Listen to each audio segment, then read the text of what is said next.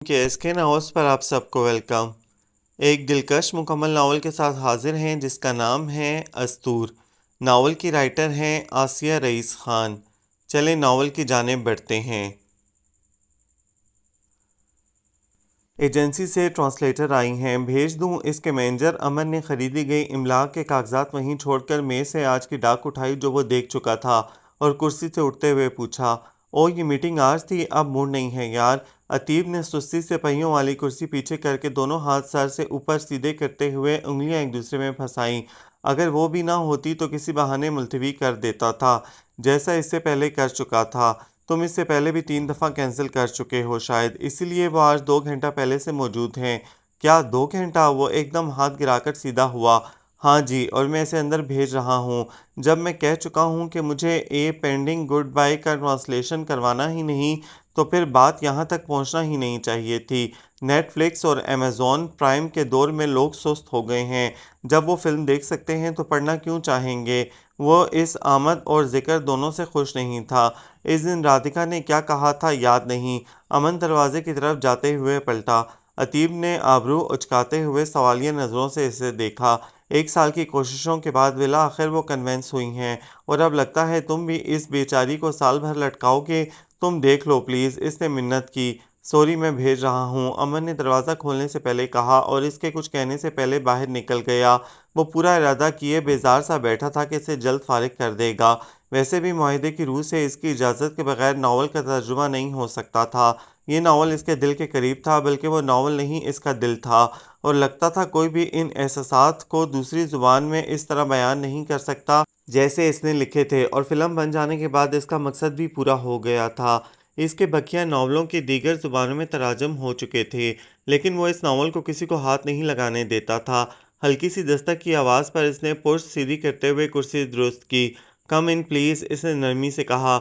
चूँकि इख्तिताम में पेशकश रद्द होना थी, इसलिए आगाज़ नहायत शस्ता किया और ख़ुद को मसरूफ़ ज़ाहिर करने के लिए लैपटॉप पर नज़रें जमा दी। दरवाज़ा खुला और हील की मखसूस आवाज़ उभरी जो करीब आती जा रही थी। अनदेखा साया सा मेज़ की तरफ बढ़ रहा था। जब इसके अंदाजे के मुताबिक आने वाला कमरे के वसत में था। वो कुर्सी ज़रा सी पीछे धकेल कर सीधा हुआ और इसी लम्हे कायनात साकित हो गई। सिवाय कदम कदम आगे बढ़ती इस लड़की के सारी आवाज़ें मदूम हो गईं। सिवाय हील की टक टक के सारे लफ्ज़ धुआं धुआं होके उड़ गए, सिवाय ए पेंडिंग गुड बाय के। चंद सेकंड गुजरे थे जब फर्श को देखती वो मेज़ की दूसरी तरफ पहुंचकर ठहर गई और इन चंद लम्हों में अतीब की निगाहों के सामने अगस्त 2014 के वो चंद दिन अपनी पूरी जज्जियात के साथ किसी फिल्म की तरह गुजरकर इस मंजर पर ठहर गए थे। आज दुनिया की सबसे अच्छी बात इसके पेंट हाउस में हुई थी। दुनिया का सबसे ख़ास इंसान इसके दफ्तर में मौजूद था। नौए इंसानी की तारीख में ये लम्हा कहीं दर्ज हो रहा था कि दुनिया में किसी की मुराद भर आने पर होने वाली सबसे ज़्यादा खुशी इस एक लम्हे में थी। ये इतनी थी कि इस खुशी से सारी दुनिया को भरा जा सकता था। सबको बांटने के बाद भी हाथ खाली नहीं होना थे कि इस खुशी में सब्र और इंतज़ार की बरकत थी। इसकी आंखों में शनासाई की रोशनी देखने में इसकी स्याह फ्रेम वाली ऐनक रुकावट थी। वहाँ आशनाई की रमक होती भी कैसे? वो आज पहली बार इससे मिल रही थी। ब्लू जैकिंग पर घुटनों को छूता सफ़ेद इंडो वेस्टर्न स्टाइल करता, जिसकी आस्तीनें 8 साल कबल वाले शब ख्वाबी के लिबासों जैसी पूरी थीं। सफ़ेद और ब्लू इम्तिजाज का बड़ा सा दुपट्टा गले में ढीला सा फंदा बनाने के बाद जिसके दोनों सिरे आगे झूल रहे थे। बाल समेटकर गर्दन से ऊपर लपेटे गए थे और कान के पीछे से झांक रही लिटों को इस कैद से इख्तिलाफ था। एक हाथ के सहारे से इसने टैबलेट सीने से लगा रखा था। दाएं शाने पर बड़ा सा बैग झूल रहा था। 8 साल पहले इसने इसे कुछ दिन देखा था। इसके पास इसकी चंद तस्वीरें थीं, लेकिन इनमें एक भी वाज़ह नहीं थी कि वो सब फासले से और चोरी से खींची गई थीं। अगर वो ना भी होती तो इसे इसके खदोखाल याद थे। इन बरसों में कोई शब ऐसी नहीं गुजरी थी कि आंखें बंद करते ही ये चेहरा ना उभरा हो। अब वो 26-27 बरस की थी और चेहरे पर पुख्तगी थी। वो खूबसूरत थी, बहुत खूबसूरत, या मावराई हुस्न रखती थी। इसने तब भी गौर नहीं किया था कि हुस्न का दर्जा तय करने से क्या फ़र्क पड़ना था। वो इसे अच्छी लगी थी, बहुत अच्छी, इतनी कि इसके बाद कोई अच्छा नहीं लगा था। इसकी दुनिया का हुस्न ही वो चेहरा था। वो पेशानी, आंखें, नाक, रुखसार, होंठ, इसकी गर्दन, ठोड़ी, बाल, कोई एक नक्श भी धुंधलाया नहीं था। हेलो सर, मुस्कुराते हुए इसने सर के साथ साथ कमर भी ज़रा सी खम की। दीगर मुलाकातियों की तरह इसने मुसाफे के लिए हाथ आगे नहीं किया था। वो भी इस कैफियत में था कि खुद हाथ आगे ना बढ़ा सका। मैं शाहीन सईद, वो धीमे लहजे में दस्तूर के मुताबिक अपना बाज़ाब्ता तारुफ करवा रही थी اور عتیب نے پہلی بار اس کا نام سنا۔ وہ تو اس کے لیے شین تھی، الف کی شین۔ وہ اپنی بات ختم کر کے اس کے بولنے کی منتظر تھی۔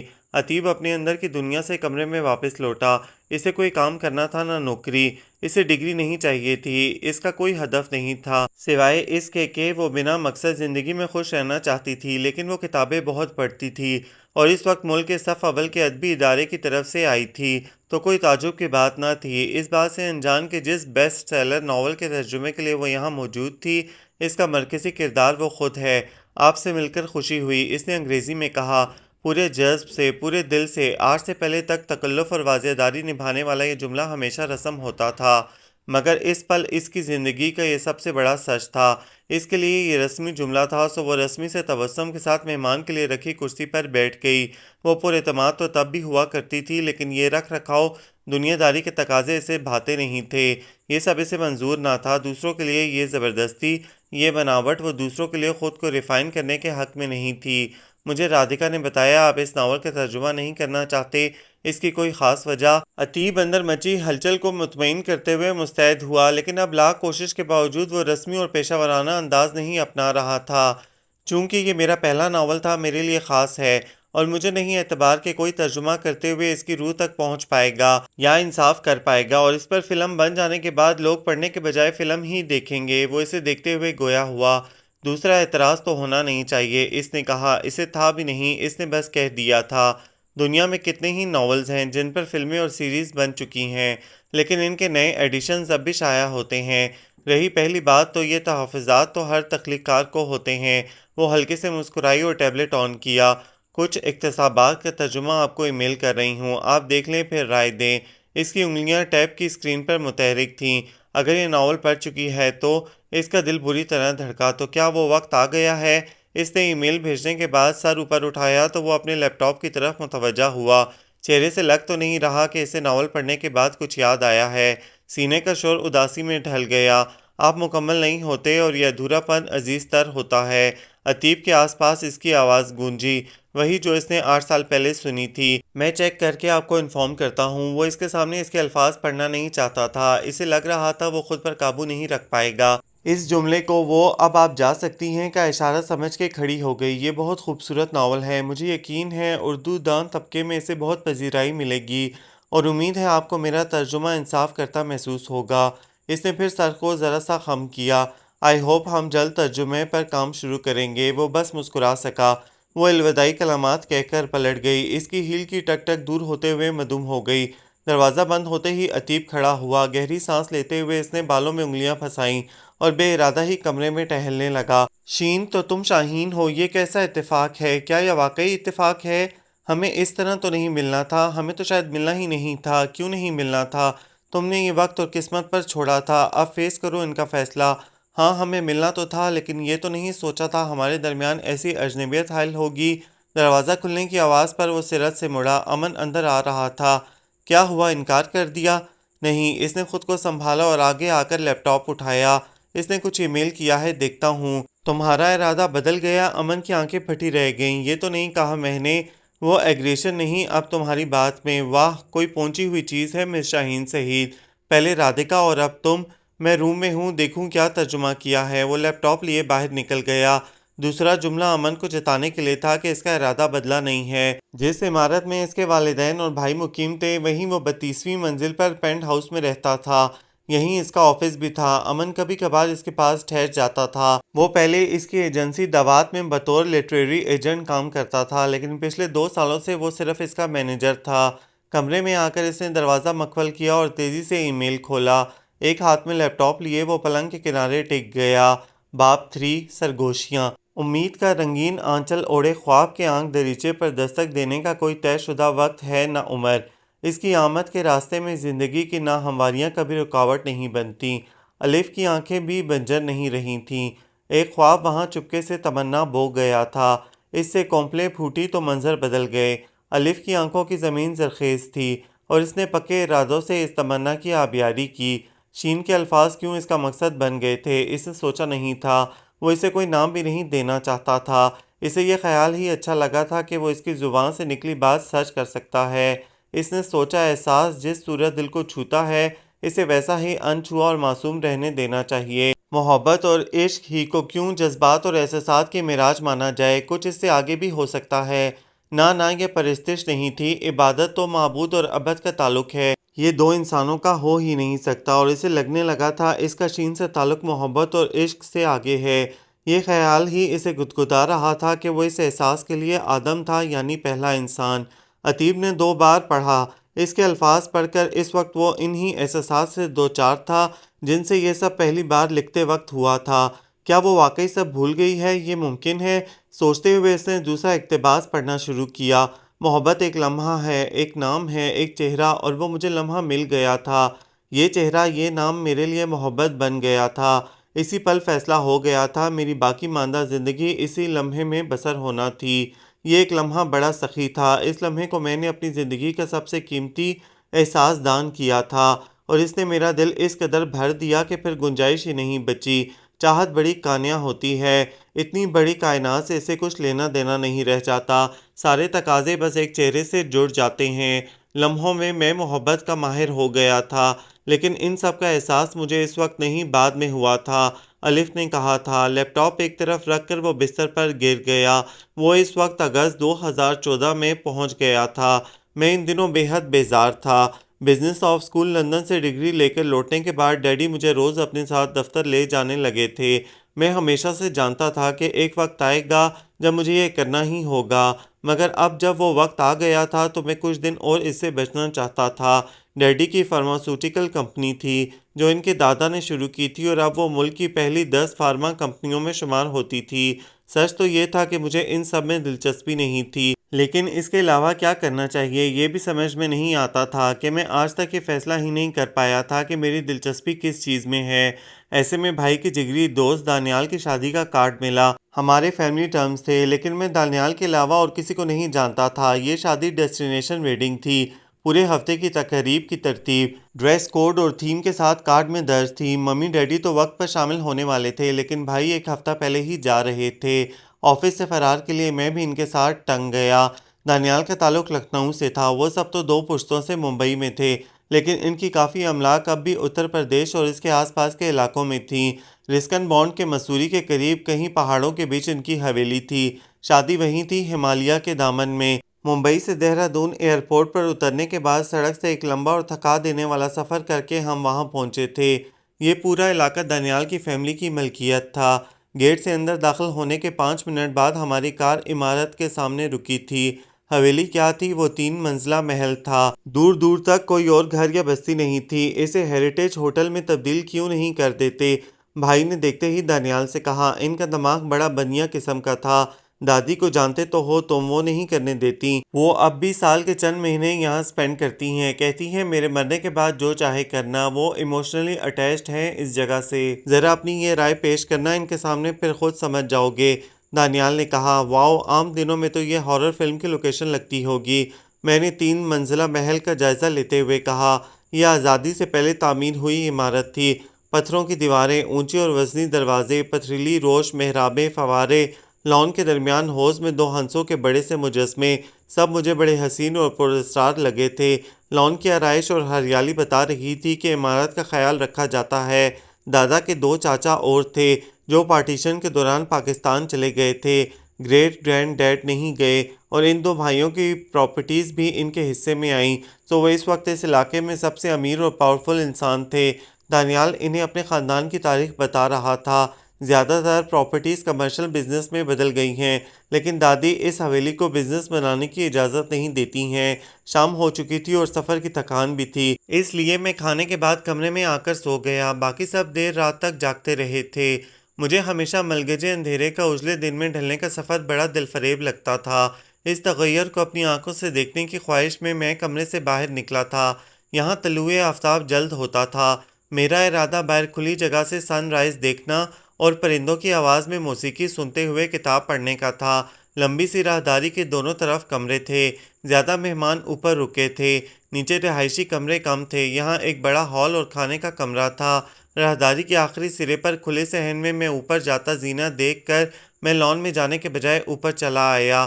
پہلی منزل پر کمروں کے علاوہ دائیں طرف بڑا سا دروازہ تھا، یہاں بھی شاید ہال تھا۔ میں زینے چڑھتا اوپر آیا۔ دوسری منزل پر بھی خاموشی تھی، یہاں بھی سب سو رہے تھے۔ تیسری منزل استعمال میں نہیں تھی، صاف صفائی کی گئی تھی لیکن وہاں کوئی ٹھہرا نہیں تھا۔ میں چھت پر آیا، چھت بھی کسی میدان سے کم نہ تھی۔ گھوم کر چاروں طرف نظر ڈالتے ہوئے میں عمارت کے پیچھے کا منظر دیکھ کر مبہوت رہ گیا۔ ویسے تو چاروں طرف ہی پہاڑی سلسلہ تھا، لیکن عقب میں وہ کچھ قریب تھے۔ سرمئی سے اجالے میں تاج کی طرح ان کے سر پر تیرتے سفید مخملی ابر کے ٹکڑے جہاں انہیں نرم دل، مہربان اور شفیق بزرگ کا تاثر دے رہے تھے جس نے اپنی باہوں کے گھیرے میں حویلی کو قید کر رکھا ہے۔ ساتھ ہی ان کی وسعت اور جسامت اس قدر مغلوب کر دینے والی تھی کہ دوسرے پل ایسا لگا جیسے وہ اس حویلی کے دربان ہیں جو اونچائی سے نگاہ رکھے ہیں، یا وہ محافظ دستہ جو حویلی کو ہر سرد و گرم اور دشمن سے بچانے کے لیے اسے اپنے گھیرے میں لیے کھڑا ہے۔ جس نے بھی تعمیر کے لیے جگہ کا انتخاب کیا تھا، میں نے اسے دل ہی دل میں داد دی۔ پہاڑوں کی بناوٹ، ان کے نشیب و فراز اور آسمان کو چھوتی ان کی چوٹیاں کبھی اتنی دلکش نہیں لگی تھیں جتنی اس وقت محسوس ہو رہی تھیں۔ میں چلتا ہوا دیوار تک آیا۔ یہ دیوار بھی چھت کے کنارے والی عام حفاظتی دیوار نہیں تھی۔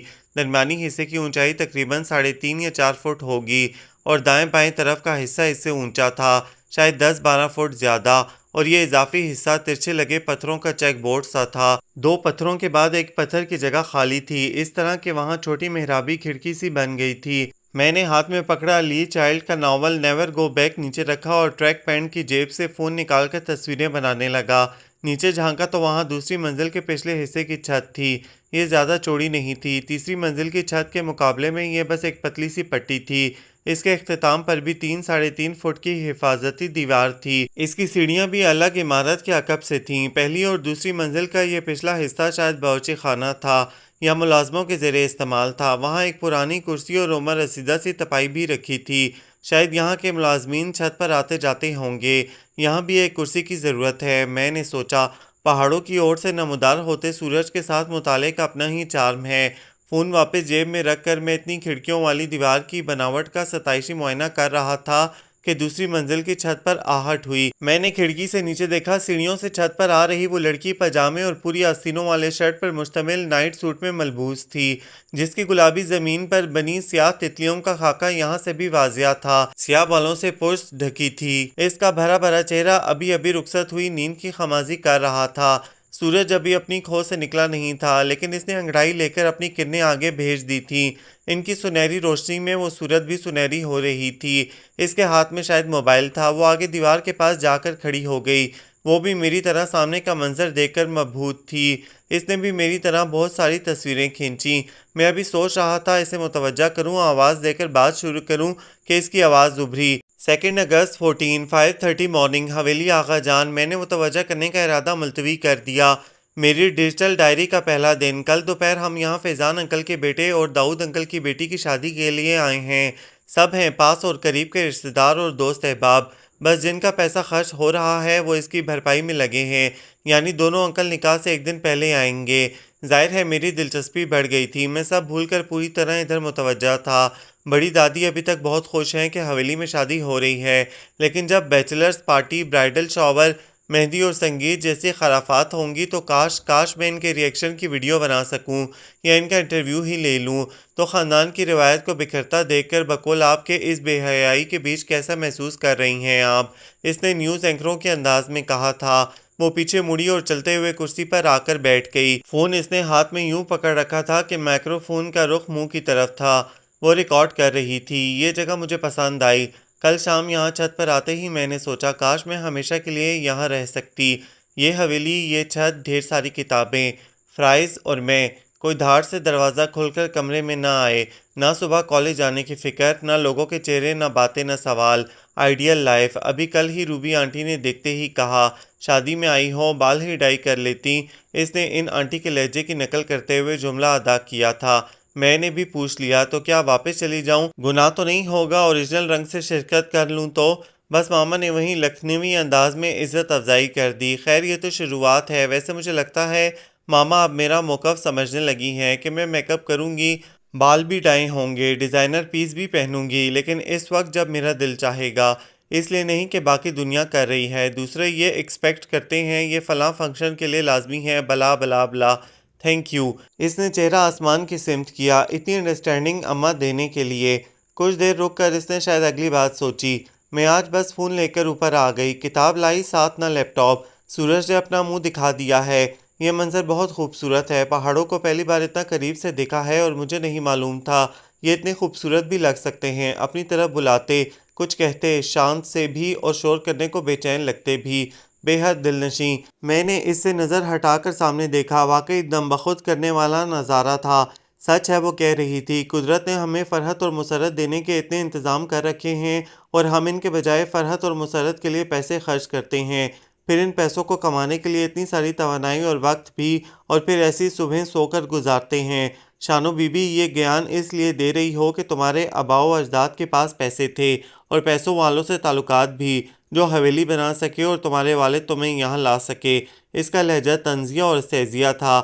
ہاں تو بس اتنا کافی ہے۔ وہ لوگ یہاں بیٹھ کر اس منظر کو انجوائے نہ کر سکے تو مزید پیسوں کا کیا کریں گے؟ اور 4 حویلیاں بنا بھی لیں تو کیا فائدہ، اگر اس جگہ سے یہ سن رائز نہ دیکھ سکے۔ آج کے لیے اتنا ہی، اب میں خاموشی سے اس جگہ کو انجوائے کروں گی۔ اس نے ریکارڈنگ بند کی اور فون تپائی پر رکھ دیا، بال سمیٹ کر 2-3 بار دائرے میں گھما کر جوڑا سا بنایا اور کلائی پر چڑھا ہیئر بینڈ کھینچ کر بالوں کے گرد لپیٹ دیا۔ اب ہم دونوں خاموشی سے سامنے دیکھ رہے تھے، جہاں نیا دن جلوہ افروز ہو رہا تھا۔ جانے کتنا وقت گزرا تھا کہ اس کا فون بجنے لگا۔ اس نے فون کان سے لگایا۔ ہیلو، اس ویرانے میں کہاں جاؤں گی؟ نہیں ماما، باہر نہیں نکلی، یہیں ہوں۔ ہاں، بلڈنگ میں ہی۔ آپ سو جائیں۔ اوکے اوکے، آ رہی ہوں۔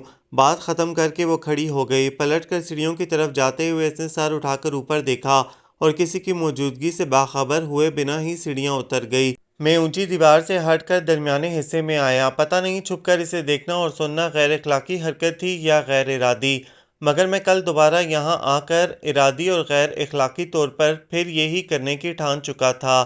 واپس نیچے آیا تو سب سو رہے تھے۔ ملازم جا کر اپنے کاموں سے لگ چکے تھے۔ شادی کے انتظامات پروفیشنل ایونٹ مینجمنٹ فرم کے سپرد تھے اور یہاں انہی کا عملہ مستعد تھا۔ ناشتہ، کھانا اور سب کچھ مخلوط ہی تھا۔ چونکہ میرے لیے سب اجنبی تھے، اس لیے میں الگ تھلگ پڑ گیا تھا۔ صبح والی اتفاقی ملاقات نہ ہوئی ہوتی تو میں گھلنے ملنے کی اور دوستی کرنے کی کوشش کرتا، لیکن اب مجھے ایک جستجو لاحق تھی۔ مجھے فرصت تھی نہ اکتاہٹ کا احساس تھا۔ میری نظریں اسی کی تلاش میں تھیں۔ ناشتے کے وقت وہ سب سے پہلے آئی تھی۔ اس وقت میں دور بیٹھا اخبار دیکھ رہا تھا۔ اس نے ہلکے زرد رنگ کا کرتا اور ٹراؤزر پہن رکھا تھا، سفید دوپٹہ گلے میں تھا، گیلے بال کھلے تھے۔ اس وقت اس کے کان میں بڑی سی بالیاں تھیں جو صبح نہیں تھیں۔ وہ ادھر ادھر دیکھے بنا ایک کرسی پر بیٹھ گئی تھی۔ انتخاب مشکل بنانے والے ڈھیروں لوازمات میں سے اس نے ایک ابلا انڈا پلیٹ میں رکھا، اسے کھایا، پھر ٹوسٹ پر مکھن لگا کر اس کے ساتھ چائے پی اور اٹھتے ہوئے سیب ساتھ لے گئی تھی۔ میری طرف کیا، اس نے ادھر ادھر اور کسی کو بھی نہیں دیکھا تھا۔ میں دیگر لڑکوں کے ساتھ ساری دوپہر حویلی سے باہر تھا۔ اس کے بعد وہ مجھے شام میں نظر آئی۔ اس وقت کوئی تقریب تھی، سب تیار شیار تھے، لیکن وہ اسی صبح والی حلیے میں تھی۔ کچھ دیر بعد اس نے اپنی جگہ سے کسی خاتون کو اس کے سر پر پہنچ کر اسے تادیبی انداز میں کچھ کہتے دیکھا۔ آخر وہ ہاتھ اٹھا کر سلجھو انداز میں کچھ کہتی چلی گئی، جیسے صبح کہا تھا، اوکے اوکے، آ رہی ہوں۔ وہ خاتون شاید اس کی والدہ تھیں۔ کچھ دیر بعد وہ واپس آئی تو لباس تبدیل تھا۔ کریم کلر کی فراک اور چوڑی دار پر اس سے سنبھل نہیں رہا ایسا طویل و عریض گہرا سبز دوپٹہ تھا، جس پر ٹنکے موتی، نگینے، زری اور جانے کیا کیا دور سے جھلمل کر رہے تھے۔ اس کی ساری تیاری لپسٹک اور کھلے بال تھے۔ اس نے حال میں آ کر کسی کو تلاش کیا اور پھر سب کو چیرتی ان کی طرف بڑھی۔ وہ وہی خاتون یعنی اس کی ماما تھیں، جنہیں وہ ان کے حکم کی تعمیل کا ثبوت دینے گئی تھی۔ اس کے بعد وہ ایک گوشہ پکڑ کر بیٹھ گئی اور میں جانتا تھا وہ سب کو دیکھ کر مزے لے رہی ہے۔ مجھے اس کی نگاہوں کے ساتھ سفر کرتے ہوئے حال میں اس کی ہر مسکراہٹ، ماتھے کی تیوری، ہونٹوں کی جنبش، زیر لب تبسم کی وجہ کھوجنے میں مزہ آ رہا تھا۔ اسے میری مسلسل نظروں کا احساس شاید اس لیے بھی نہیں ہو رہا تھا کہ اسے آس پاس کی پرواہ نہیں تھی۔ اس کی اپنی دنیا تھی اور وہ اس میں گم تھی۔ وہ لا علم تھی کہ کوئی اور بھی اس کی دنیا میں شامل ہو گیا ہے۔ گاہے گاہے کوئی اس کے پاس آ کر بیٹھتا اور باتیں کر لیتا تھا۔ ایسا نہیں تھا کہ وہ نک چڑی یا مغرور قسم کی لگ رہی تھی، جو میں بدمزگی یا بے عزتی کے خدشے سے اس کے پاس جانے سے کتراتا، یا میں شرمیلا تھا جو اسے اپروچ کرتے ہوئے جھجکتا، بلکہ سچ یہ تھا کہ مجھے اسے یوں دور سے دیکھنا اچھا لگ رہا تھا۔ وہ دلچسپ کتاب تھی جسے میں ورق پڑھ رہا تھا۔ نئے صفحے پر کیا سرپرائز ہوگا، یہ خیال مجھے جلد بازی سے روک رہا تھا، اور اسے جاننے کا تجسس بڑا دلچسپ تھا۔ آہستہ آہستہ لفظ لفظ کو اندر اتارتے ہوئے پڑھنا مجھے ہمیشہ پسند تھا۔ اگلی صبح اوپر جاتے ہوئے میں نے تیاری کی تھی، تیسری منزل سے ایک سٹول ساتھ لے لیا تھا اور فون سائلنٹ موڈ پر تھا۔ میرے ہاتھ میں کتاب بھی نہیں تھی، آج وہ دیر سے آئی تھی۔ تیزی سے سینے پھلانگ کر وہ دیوار کے پاس بھاگی۔ آج بال ہیئر بینڈ میں قید تھے، کل جیسا ہی شب خوابی کا لباس تھا، مگر رنگ ہلکا پرپل تھا جس پر ذرا گہرے شیڈ کے شاید ننھے ننھے پھول پرنٹ تھے۔ اس نے ہاتھ اٹھا کر فون منہ کے قریب کیا۔ 3 اگست 551 حویلی آغا جان۔ آج مجھے دیر ہو گئی، سورج طلوع ہو چکا ہے اور سامنے کا نظارہ بہت خوبصورت ہے۔ یہ شفق شام کی شفق سے زیادہ پیاری ہوتی ہے، شاید اس لیے کہ وہ ڈوبنے کی سرخی ہوتی ہے اور یہ ابھرنے کے رنگ۔ اسے دیکھ کر روح تازہ دم ہو جاتی ہے، دل میں یوں ہی اچھے گمان اور امیدیں جاگ اٹھتی ہیں، جیسے ابھی میرا کل رات سے آف موڈ ٹھیک ہو گیا ہے۔ کچھ دیر ٹھہر کر وہ پلٹ کر کرسی پر بیٹھ گئی۔ کل پہلا دن تھا اور میں سوچ رہی تھی اگر یہ ٹیرس اور ویو دریافت نہ کیا ہوتا تو میں بھاگ جاتی یہاں سے، یا گر کر موچ موچ کا ڈرامہ کر کے کمرے میں بند رہتی۔ اب مجھے نہیں پسند لوگ تو اس میں میری کیا خطا، اس میں لوگوں کا قصور ہے، وہ ایسی باتیں اور حرکتیں کرتے ہیں جو مجھے اچھی نہیں لگتیں، پھر بھی میں تو اخلاق نبھاتی ہوں، کوشش کرتی ہوں ان سے دور رہتی ہوں، انہیں دیکھ کر مسکراتی بھی ہوں، ان کے منہ پر کہہ نہیں دیتی کہ سنو بہن۔ اس میک اپ اور ڈائٹ بالوں کو جھٹکتے ہوئے مصنوعی ایکسنٹ کے ساتھ امریکن کزن سے بات کرتے ہوئے تو مجھے بالکل فش مارکیٹ کی وہ آنٹی لگ رہی ہو جو 2 دن باسی مچھلی بیچنے کے لیے اس کے تازہ ہونے کے جھوٹے دعوے پیش کرتی ہیں۔ اب کل دل کیا بھی تو میں نے صادق بھائی سے نہیں کہا کہ آپ ہر گفتگو میں کہیں نہ کہیں سے اپنی امپورٹڈ کار اس طرح گھسیٹتے ہیں جیسے اسٹریٹ فوڈ والے ہر چیز میں مایونیز اور چیز۔ اس نے فون دوسرے ہاتھ میں منتقل کیا۔ مجھ سے زیادہ تہذیب و تمیز والا دور دور تک کوئی نہیں۔ پھر بھی کل آپ ہی کہہ رہی تھیں تم آدم معزار اور ایل مینڈ ہو گئی ہو۔ اب انہیں کون بتائے یہ آدم اسپیشلی اس گھر کے آدم ذات تو میری تفریح اور دلچسپی کا سامان ہیں۔ وہ بڑے دل سے ہنسی تھی۔ تھینک یو اللہ پاک ایسے نمونوں کے بیچ بھیجا، وہ مجھ سے بور ہوتے ہیں، میں ان سے بور نہیں ہوتی، بس یہ مجھ سے دور رہیں، میرے پاس آ کر سوال جواب اور بات چیت نہ شروع کریں تو مجھے بڑے اچھے لگتے ہیں۔ ایمان سے ان کو دیکھتے ہوئے دن کب گزرتا ہے پتہ ہی نہیں چلتا، بس اللہ انہیں مجھ سے بیزار کر دے تاکہ کوئی میرے پاس پھٹکے نہیں۔ مجھے احساس ہوا میں کب سے مسکرا رہا ہوں، وہ پتہ نہیں کس کی طرف سے شامل تھی۔ مجھے بھائی سے جو معلومات ملی تھیں اس کے مطابق دلہا دلہن آپس میں رشتہ دار تھے، ان کا خوب پھیلا ہوا اور بڑا خاندان تھا۔ ہمارے یہاں ڈیڈی اور ممی دونوں کی طرف گنے چنے افراد تھے اور ان کے بچے اس سے بھی کم۔ ایک پھپھو تھیں جو جرمنی میں بسی تھیں، ایک خالہ جن کے 2 بچے تھے اور ایک ماموں جن کا ایک ہی بیٹا تھا۔ ان کے علاوہ جو رشتہ دار تھے میں ان سے واقف نہیں تھا، تقریبات میں ملاقات ہو بھی تو میں کسی کو پہچان نہیں پاتا تھا۔ میں نے پتہ کرنے اور سمجھنے کی کوشش کی کہ وہ کس کی جانب سے ہے اور کیا رشتہ ہے، مگر ناکام رہا۔ اس دن وہ مجھے ایک بار رات میں نظر آئی تھی، اتنے لوگوں میں وہ مجھ سے گم بھی ہو جاتی تھی، سارا وقت اسے نگاہ میں رکھنا مشکل بلکہ ناممکن تھا۔ تقریب کی تھیم فیری ٹیلز تھی اور وہاں ڈزنی موویز کے سارے کردار چلتے پھرتے نظر آ رہے تھے، سینڈریلا، الادین، سنو وائٹ سے لے کر مارمیڈ، ایلسا اور میلیفیسنٹ جیسے ولن بھی موجود تھے۔ وہ ویسے ہی ایک گوشہ سنبھالے سب کو دیکھتے ہوئے اپنی دنیا میں گم تھی، کاش اس وقت میں اس کے ذہن میں چل رہی باتیں سن سکتا تھا۔ آج وہ میرے آنے کے 2-4 منٹ بعد ہی آ گئی۔ آج اس کے ہاتھ میں لیپ ٹاپ تھا جو اس نے تپائی پر رکھ دیا تھا۔ ذرا دیر ٹہلنے کے بعد اس نے جیب سے فون نکالا اور کرسی پر بیٹھ گئی۔ 4 اگست 535 حویلی آغا جان۔ آج میں وقت پر آئی ہوں، ابھی سورج نے پوری آنکھیں نہیں کھولی ہیں، اس کے نکلنے اور ساری دنیا پر چھانے سے ذرا پہلے کا نظارہ بھی خوبصورت ہے۔ یہاں سے جانے کے بعد ممبئی میں پھر کہاں مجھے ایسا سن رائز دیکھنے ملے گا۔ ایک وجہ یہ بھی ہے کہ مجھے یہ جگہ اور یہاں کی ہر چیز اٹریکٹ کر رہی ہے کہ میں نے نیچر کو اتنا قریب سے بہت کم دیکھا ہے، کاش میں کسی ایسی جگہ پر ہمیشہ رہ سکوں۔ اس نے ذرا سا وقفہ لیا۔ میری خواہشیں کچھ یوں ہیں کہ مجھے بی اے کے بعد کوئی آگے پڑھنے کو نہ کہے، کیریئر چوز کرنے تو بالکل نہیں، کتابیں پڑھنے سے کوئی نہ روکے، نان فکشن اور سیلف ہیلپ موٹیویشنل ٹائپس کی کتاب کوئی گفٹ نہ کرے، میں جتنے فرائز کھاؤں کبھی موٹی نہ ہوں، اور کل کے فنکشن کے بعد میں چاہتی ہوں میری اپنی ایک فیری ٹیل ہو، میری پرسنل ذاتی فیری ٹیل۔ وہ یوں سر ہلا رہی تھی جیسے خود کو یقین دلا رہی ہو کہ وہ کچھ غلط نہیں کہہ رہی ہے۔ میں کیوں کسی اور کی کہانی کا کردار بنوں؟ میرا دل نہیں کیا اور میں نے ماما کا لایا ڈریس بھی نہیں پہنا۔ انہوں نے میرے لیے ریڈ رائڈنگ ہوڈ والا کاسٹیوم بنایا تھا، وہ اس بات پر تھوڑا ناراض بھی ہیں۔ ویسے ان فیری ٹیلز کے لیے سوتیلی ماں، ظلم، قید، آزمائشیں، بددعائیں، شراب وغیرہ وغیرہ لازمی شرائط کیوں ہیں بھلا؟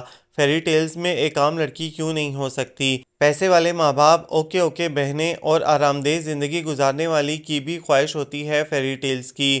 اسے بھی کوئی پرنس جیسا بندہ ملے اور صرف اس کے لیے کچھ ایسا کر جائے جو اس سے پہلے کسی نے کیا ہو نہ سوچا ہو۔ ایسا کچھ کہ آنے والے زمانے اسے پڑھیں، یاد کریں، بچوں کو سنائیں۔ مجھے چاہیے ایسی فیری ٹیل، مجھے کیوں نہیں مل سکتی؟ اس کی آواز میں ضد سی تھی، کیونکہ میں ابلا ناری نہیں، ایکسٹرا آرڈنری نہیں، میرے ساتھ ظلم نہیں ہوتا۔ Not fair. وہ کچھ دیر چپ رہی، شاید کچھ سوچ رہی تھی۔ میں بے حد لیزی ہوں، بہت ممکن ہے کل کو مما پاپا کسی کی تصویر دکھا کر کہیں دیکھ لو تمہارے لیے پروپوزل ہے، تو میں ناول کے دوران دوبارہ ڈسٹرب نہ کی جاؤں اور یہ سین ریپیٹ نہ ہو، اس لیے بنا دیکھے ہی اوکے کر دوں گی۔ میں جانتی ہوں ایمبیشیس نہیں تو گھر میں سب سے پہلے مجھے ہی فارغ کیا جائے گا، اینڈ اٹس اوکے۔ پھر بھی میرے اندر یہ خواہش ہے اپنی ذاتی فیری ٹیل کی جس کی ہیروئن میں ہوں۔ ہائی، یہ خیال ہی کتنا اچھا ہے۔ اس کی چہکتی آواز میں جوش اور خوشی تھی۔ اس نے کچھ دیر رک کر ریکارڈنگ بند کر دی، کچھ تصویریں لیں اور پھر ہم دونوں خاموشی سے قدرت کو سننے لگے، یا شاید وہ اپنے خیال میں کھوئی تھی۔ کچھ وقت بعد وہ لیپ ٹاپ کی طرف متوجہ ہوئی، جیب سے کیبل نکال کر اس نے فون اور لیپ ٹاپ کنیکٹ کیے تو میں سمجھا کہ وہ ریکارڈنگ لیپ ٹاپ میں منتقل کر رہی ہے۔ شاید اس کی ڈیجیٹل ڈائری لیپ ٹاپ میں تھی۔ ایسا نہیں تھا کہ حویلی میں زنانہ مردانہ انتظام یا حصے علیحدہ تھے، سب آزادی سے ایک ساتھ گھوم پھر رہے تھے، لیکن ایک تو شاید وہ زیادہ تر کمرے میں ہوتی تھی اور میرے لیے وہاں سب اجنبی تھے، اس لیے میں بھی سب کے ساتھ شامل نہیں ہو پاتا تھا۔ وہ زیادہ دکھائی دیتی تھی نہ ہمارا سامنا ہوتا تھا، کبھی ایک جھلک نظر آ گئی تو کبھی کہیں بیٹھی یا کسی سے بات کرتے ہوئے۔ اس کے باوجود میرا ایک ہی کام رہ گیا تھا کہ اس بھیڑ میں سے کھوجتا اور ڈھونڈتا رہوں۔ ہر رات بہت دیر تک خوب ہنگامے اور موج مستی ہوتی رہتی تھی، مختلف مقابلے اور کھیل ہوتے جس میں ہر کوئی بڑھ چڑھ کر حصہ لیتا تھا۔ ظاہر ہے سب یہاں اسی مقصد سے اکٹھا ہوئے تھے، سب کے موڈ اور یہاں کا ماحول شادی کا تھا۔ اگر پہلی صبح مجھے وہ نہ ملی ہوتی تو میری بھی چند دوستیاں ہو گئی ہوتی، میں بھی ہر فنکشن میں بڑھ چڑھ کر حصہ لیتا، مگر اب میری ساری دلچسپی اس میں تھی۔ اسی کے لیے سر شام سو جانا، صبح جلدی اٹھنا اور پھر باقی دن اسے ڈھونڈنا اور دور دور سے دیکھنا، مشاہدہ کرنا، اس کے ذہن میں چل رہی باتیں قیاس کرنا۔ میں قریب جانے سے اس لیے بچ رہا تھا کہ کہیں میں اس کی نظر میں نہ آ جاؤں کہ وہ تیز فہم تھی۔ انجانے میں اس کے قریب ہونے اور اسے جاننے کا مزہ نشے جیسا تھا۔ میرا سٹول اب اسی جگہ پر رہتا تھا، میں ہمیشہ اس سے پہلے وہاں پہنچ جاتا تھا۔ پوری حویلی میں شاید ہم دونوں کے کمروں میں ہی صبح کا الارم بجتا تھا۔ 5 اگست 550 حویلی آغا جان۔ آج وہ شاید غصے میں تھی یا جھنجھلائی تھی جو آتے ہی شروع ہو گئی۔ کیوں بھائی، جس کی زندگی کا کوئی مقصد نہیں، اسے جینے کا حق نہیں ہے کیا؟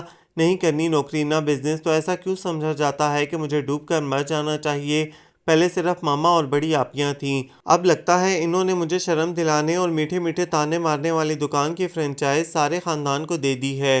ہر کوئی سمجھتا ہے ان کے طے کردہ معیار پر پورا نہیں اترتا تو وہ کامیاب ہے نہ سہی الدماغ۔ مجھے ڈگری لینے کا شوق نہیں، لیکن سب جانتے ہیں کتابیں میرا عشق ہیں اور ان کے نزدیک یہ میرا پاگل پن ہے۔ کل ہی چھوٹی نانی میرے ہاتھ میں عصمت چغتائی دیکھ کر غش کھانے والی ہو گئی تھی، جبکہ میمونہ آنٹی نے کہا، ٹرانسلیشن میں وہ مزہ نہیں، تمہیں پڑھنا ہو تو اردو میں ہی پڑھو۔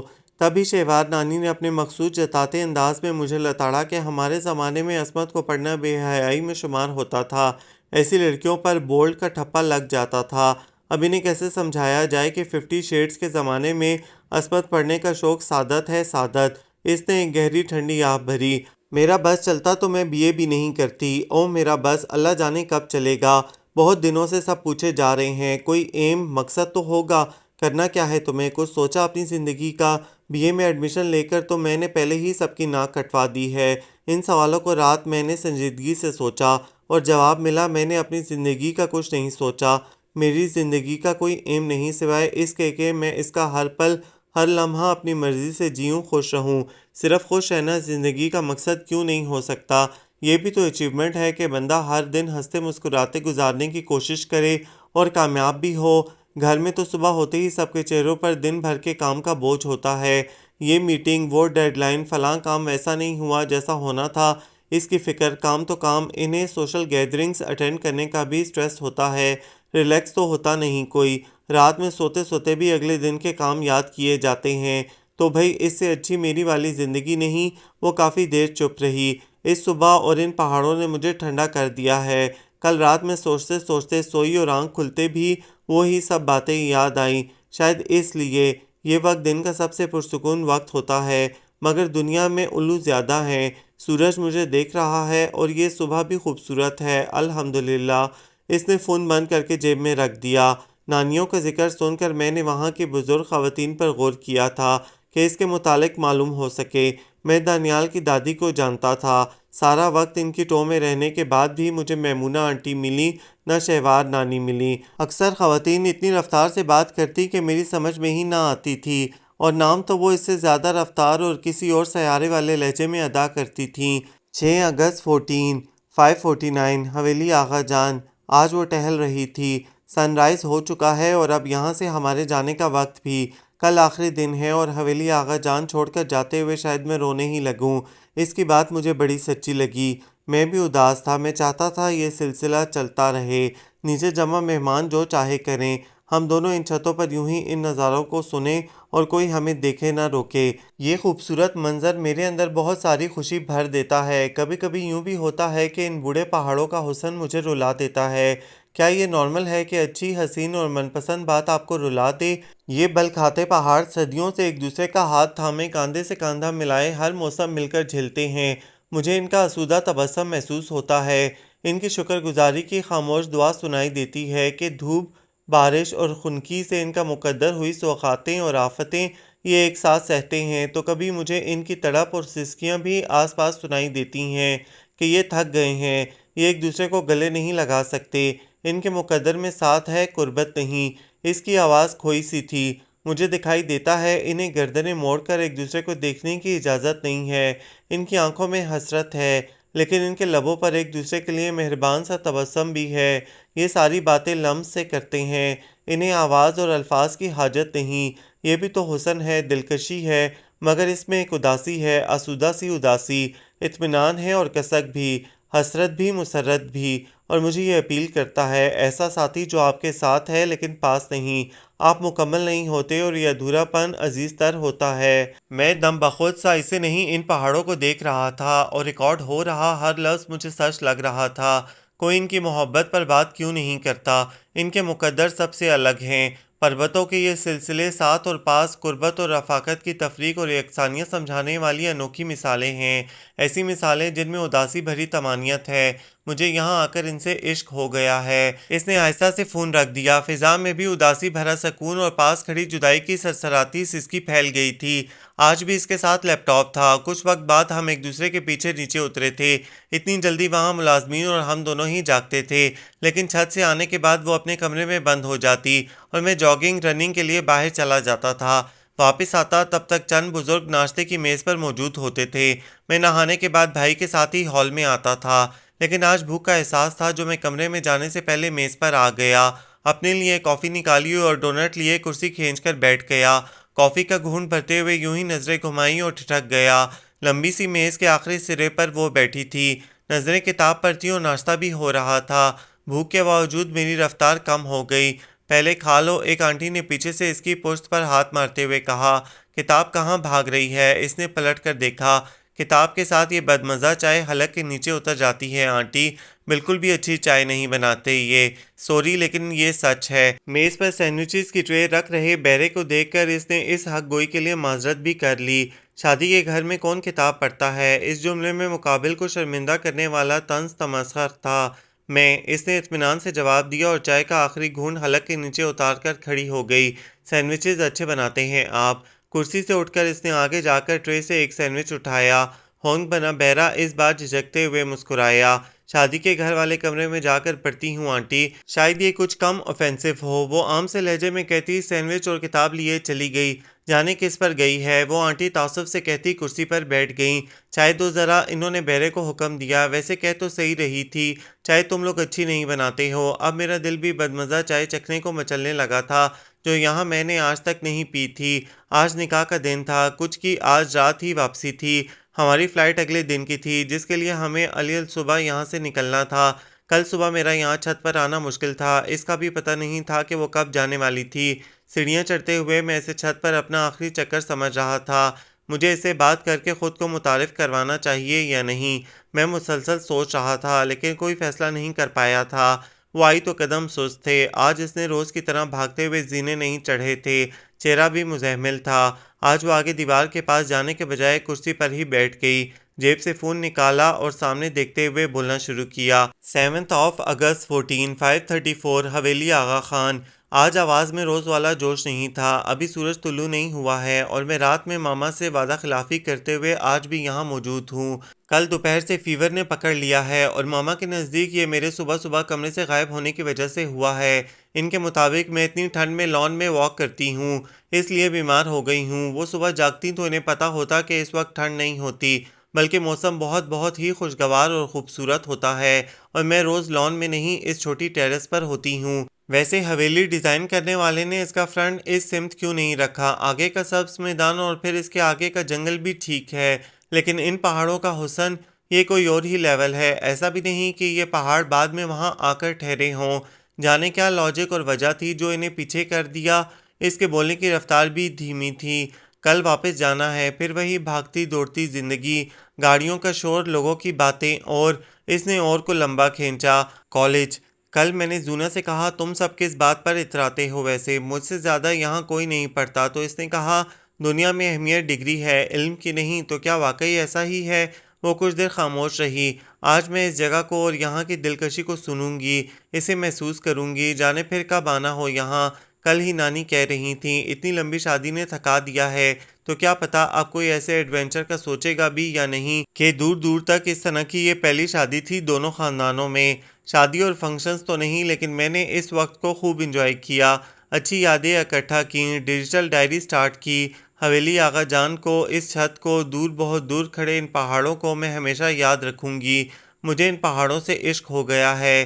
ان کے بدن پر گزرے زمانوں کی ڈھیروں کہانیاں لکھی ہیں جو میں ساری نہیں پڑھ پائی، انہوں نے بھی ساری نہیں سنائیں۔ اس نے کہتے ہوئے منہ بسورا تھا۔ موقع ملا تو انہیں پڑھنے اور سننے ضرور آؤں گی کہ مجھے کہانیاں اچھی لگتی ہیں۔ ذرا دیر بعد اس نے ریکارڈنگ بند کر کے فون میز پر رکھ دیا۔ میری نظریں آج سامنے پہاڑ اور آسمان کے بجائے اس کے ارد گرد زیادہ تھیں۔ جانے کتنی دیر بعد وہ اٹھ کر کھڑی ہوئی، ذرا دیر آگے دیوار کے پاس رکی، پھر پلٹ کر سیڑھیوں کی طرف بڑھی۔ ادھر جاتے ہوئے اس نے سر اٹھا کر اوپر دیکھا تھا۔ وہ اکثر جاتے ہوئے اوپر دیکھا کرتی تھی۔ اس کا چہرہ اور آنکھیں سرخ تھیں۔ وہ سیڑھیوں پر غائب ہو گئی اور میں اب تک ملوں یا نہیں اس مخمصے میں ہی تھا۔ نکاح کے وقت بھی شاید اس کی طبیعت ٹھیک نہیں تھی، وہ کچھ دیر کے لیے ہی نظر آئی تھی۔ میں نے دور سے ہی زوم کر کر کے چند تصویریں لی تھیں۔ چونکہ آج ڈیڈی بھی موجود تھے تو وہ مجھے اپنے ساتھ رہنے کا حکم دے چکے تھے۔ میرا سارا وقت ڈیڈی کے بزنس سرکل اور دوستوں سے ملتے ہوئے گزرا۔ اگلی صبح جاتے وقت میں نے بہانے سے 4 چکر اندر کے لگائے تھے، پھر بھی نامراد ہی رہا۔ وہ کہیں دکھائی نہیں دی۔ ممی، ڈیڈی اور بھائی کو اب نکلنے کی جلدی تھی۔ دہرادون ایئرپورٹ یہاں سے 7-8 گھنٹے کا سفر تھا اور ہم پہلے ہی دیر کر چکے تھے۔ ان کے مطابق اب اگر تھوڑا سا اور لیٹ ہوئے تو آگے ہماری فلائٹ چھوٹ سکتی تھی۔ چاروں ناچار مجھے کار میں بیٹھنا پڑا۔ میں نے حویلی نظروں سے اوجھل ہونے تک جانے کتنی بار پلٹ کر دیکھا تھا۔ گھر پہنچ کر میں نے یہ انوکھی اور دلچسپ داستان لکھنا شروع کی۔ وہ 6 دن میرے لیے ایک طویل داستان جیسے تھے۔ میرا یہ انوکھا تجربہ لیپ ٹاپ میں میرے لفظوں میں منتقل ہوتے وقت ہر دن مجھ پر کچھ نیا واضح کرتا تھا۔ میرے پاس اس کی سنی باتیں ہی نہیں تھیں، اس کا فاصلے سے کیا گیا مشاہدہ بھی تھا۔ میری دلچسپی اس میں بڑھتی جا رہی تھی۔ میری زندگی میں اتنی اہم اور خاص جگہ اس سے قبل کسی لڑکی کو حاصل نہیں ہوئی تھی۔ آسان نہیں تھا، پھر بھی محدود معلومات کے سہارے میں نے دانیال کو فون کر کے شانوں کے متعلق پوچھا۔ وہ کسی شانوں کو نہیں جانتے تھے۔ آپ کی کسی کزن یا فیملی فرینڈ میں کسی کا نک نیم ہوگا؟ کسی کا نہیں ہے۔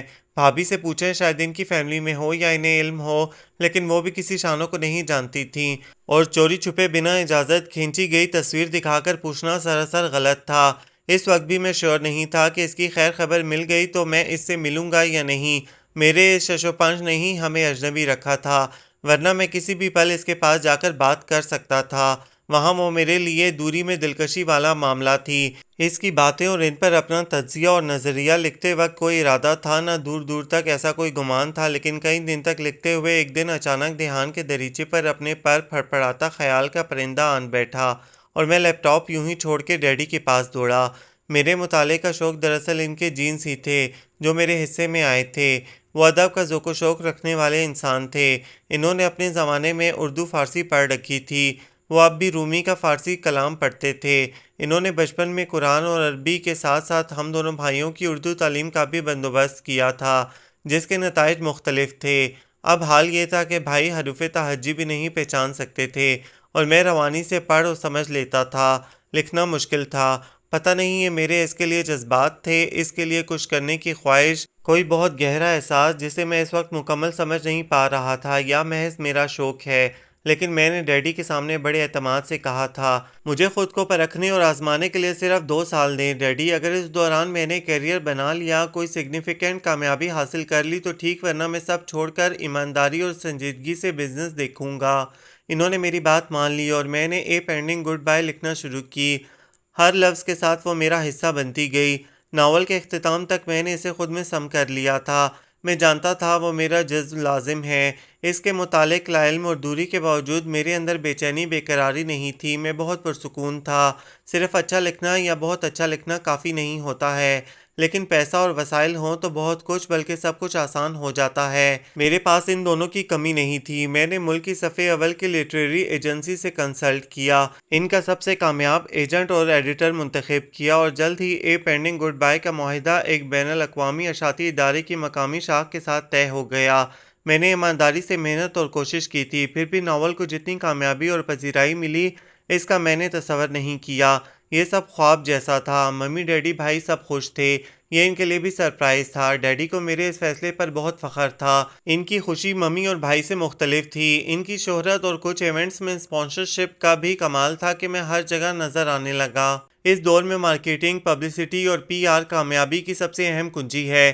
ان کے سبب سطحی اور اوسط درجے کی چیزیں بھی ریکارڈ توڑ کامیابی حاصل کر لیتی ہیں۔ پھر میرا ناول تو اوسط درجے سے بہتر تھا۔ اس میں ہر حساس دل کے تار چھیڑنے والی کہانی تھی۔ دوسرے مارکیٹنگ والوں نے ٹارگٹ ریڈرز کو خوب اچھی طرح ٹارگٹ کر کے گھیرا تھا۔ جب ایک پڑھنے والا دوسرے سے اور دوسرا تیسرے سے کہتا ہے تو یہ سب سے اچھی پبلسٹی ہوتی ہے۔ ناول کو اس کا بہت فائدہ ہوا تھا۔ میرا مقصد بھی یہی تھا کہ اسے مقبول و مشہور کر دوں۔ لمحوں میں ہوا یہ فیصلہ اب میرا شوق اور پیشہ بن گیا تھا کہ مجھے کہانی لکھنا اچھا لگنے لگا تھا۔ میری چھپی ہوئی صلاحیت کھل کر باہر آئی تھی۔ مگر اس کے بعد میں نے پھر رومان نہیں لکھا، میں نے سسپینس تھرلر ناول لکھے، انہیں بھی اتنی ہی پذیرائی ملی۔ اب میں فل ٹائم رائٹر تھا۔ میری ساری کتابیں بیسٹ سیلر لسٹ میں شامل تھیں، ان پر ویب سیریز بن رہی تھیں۔ پہلے ناول کے کچھ وقت بعد جب ایک پروڈکشن ہاؤس نے اے پینڈنگ گڈ بائے کے رائٹس حاصل کرنے کے لیے رابطہ کیا تو میں نے فوراً حامی بھر لی۔ اگلے زمانے یاد رکھیں سنے سنائے والی شک بھی مکمل ہو گئی تھی۔ میں نے پھر کبھی اس کے متعلق جاننے کی کوشش نہیں کی تھی کہ مجھے یقین تھا ہم ملیں گے، اور مجھے یہ انتظار کبھی ناگوار نہیں گزرتا تھا۔ محبت کرتے رہنے کا احساس اچھا دوست ثابت ہوا تھا، ایسا دوست جس کی ہمراہی خوشی کی ضمانت نہ سہی لیکن کبھی مایوسی اور افسردہ نہیں ہونے دیتی۔ انتظار ایک ایسی مشقت تھی جو روح کو تر و تازہ رکھتی تھی۔ میں نے اس کے لیے اے پینڈنگ گڈ بائے کی صورت میں ساری دنیا میں اس کے لیے بریڈ کرمز کی طرح مجھ تک پہنچنے والے نشان پھیلا رکھے تھے۔ ان کا پیچھا کرتے ہوئے اسے میرے پاس آنا ہی تھا۔ میں نے دانیال کے گھر ناول کی کئی کاپیاں بھجوائی تھیں تاکہ وہ جان پہچان اور خاندان والوں کو بانٹ سکے۔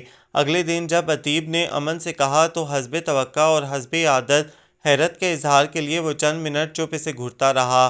اگلی میٹنگ ارینج کر لو کسی قریبی ڈیٹ پر۔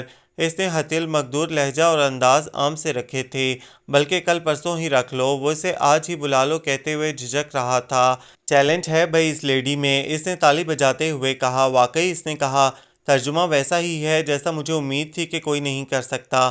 امن نے اسے جانچتی نظروں سے گھورا تھا۔ قریبی تاریخ اسے ایک دن بعد ملی۔ وہ آئی، لیکن چونکہ سارے معاملات اور معاہدہ طے ہونا تھا اس لیے اس بار امن بھی ان کے ساتھ شامل تھا۔ جب اس نے کہا کہ وہ پہلے ہی پورے ناول کا ترجمہ کر چکی ہے تو امن کے ساتھ وہ بھی حیران رہ گیا۔ مائنڈ نہ کیجیے گا لیکن آپ کافی سے زیادہ ایفیشینٹ ہیں، امن نے کہا، اور بہت کانفیڈنٹ بھی۔ اس کی نظریں ٹیب پر تھیں، وہ مسکرائی۔ دراصل بطور اردو ٹرانسلیٹر یہ میرا پہلا پروجیکٹ ہے، اس لیے میں نے بہت ریسرچ کے بعد یہ ناول منتخب کیا ہے۔ آپ بھی جانتے ہیں اردو ناولز کی مارکیٹ اتنی بڑی نہیں ہے جتنا انگلش، ہندی یا دیگر لینگویجز کی ہے۔ اس ترجمے کا جتنا امپیکٹ ہوگا میرا کیریئر اتنا بہتر ہوگا، اس لیے میں نے محنت بھی بہت کی ہے۔ میں نے فائل آپ دونوں کو ای میل کی ہے، کوئی مسئلہ یا بات ہو تو ہم پھر ملیں گے۔ اس کا پیشہ ورانہ انداز بڑا سلجھا تھا، وہی چشمہ، وہی ہیل، وہی بیگ، بال اسی انداز میں بندھے تھے، بس آج ہاتھ مکمل سیاہ آستینوں میں چھپے تھے، اور بنگالی کاٹن کی سیاہ ساری زیب تن کیے تھی جس پر چوڑا سا بارڈر سرخ تھا۔ آج عتیب خاموشی سے اسے جانچتا ہی رہا تھا، اس نے زیادہ بات نہیں کی تھی اور امن اس کی جانچتی نظروں کو جانچ رہا تھا۔ اس کے جانے کے بعد وہ اس کا ترجمہ یوں پڑھ رہا تھا جیسے وہ سامنے بیٹھ کر اسے سنا رہی ہو۔ اس نے ناول کے نام کا ترجمہ ادھوری رخصت کیا تھا۔ انہوں نے آج بھی ایک دوسرے کو مخاطب نہیں کیا اور شین پلٹ کر چلی گئی۔ محبت کی یہ داستان کرداروں کی گفتگو کے بنا ہی مکمل ہو گئی تھی۔ الف اور شین نے محبت کو نئے معنی دیے تھے۔ جہاں احساس اور یقین کو اولیت حاصل تھی، باقی سب ثانوی تھا اور وہ ضروری بھی نہیں تھا۔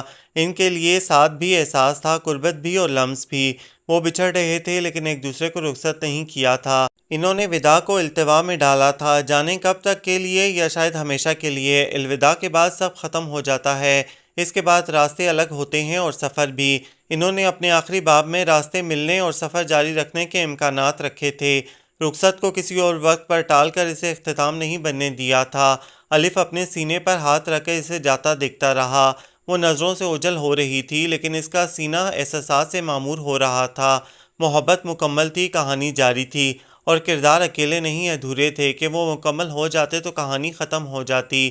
انہیں یہ ادھورا پن وصل سے زیادہ عزیز تھا کہ ان کی کہانی غیر معمولی تھی، یہ وقت کے ساتھ ختم نہیں ہونا تھی، یہ جاری تھی۔ اس نے ترجمے کو ہری جھنڈی دے دی تھی۔ اس نے کچھ معمولی تبدیلیوں اور اصلاح کی نشاندہی کی تھی۔ اسے ایک ہفتے کے لیے لٹریری فیسٹیول میں شرکت کرنا تھی۔ جانے سے پہلے اس نے کئی دفعہ فون میں اس کا نمبر نکالا جو امن سے لیا تھا لیکن کال نہیں کر سکا۔ اس نے کچھ سوچ رکھا تھا اور اب وہ جلد سے جلد یہ ترجمہ ہاتھ میں چاہتا تھا۔ لٹریری فیسٹیول میں شرکت کر کے ہفتہ بھر بعد وہ شام میں دفتر والے کمرے میں آیا تو میز پر ادھوری رخصت کا فائنل ڈرافٹ رکھا تھا جسے اب پرنٹ میں جانا تھا۔ مس شاہین سعید آئی تھیں صبح، وہ دے گئی ہیں، امن نے کہا۔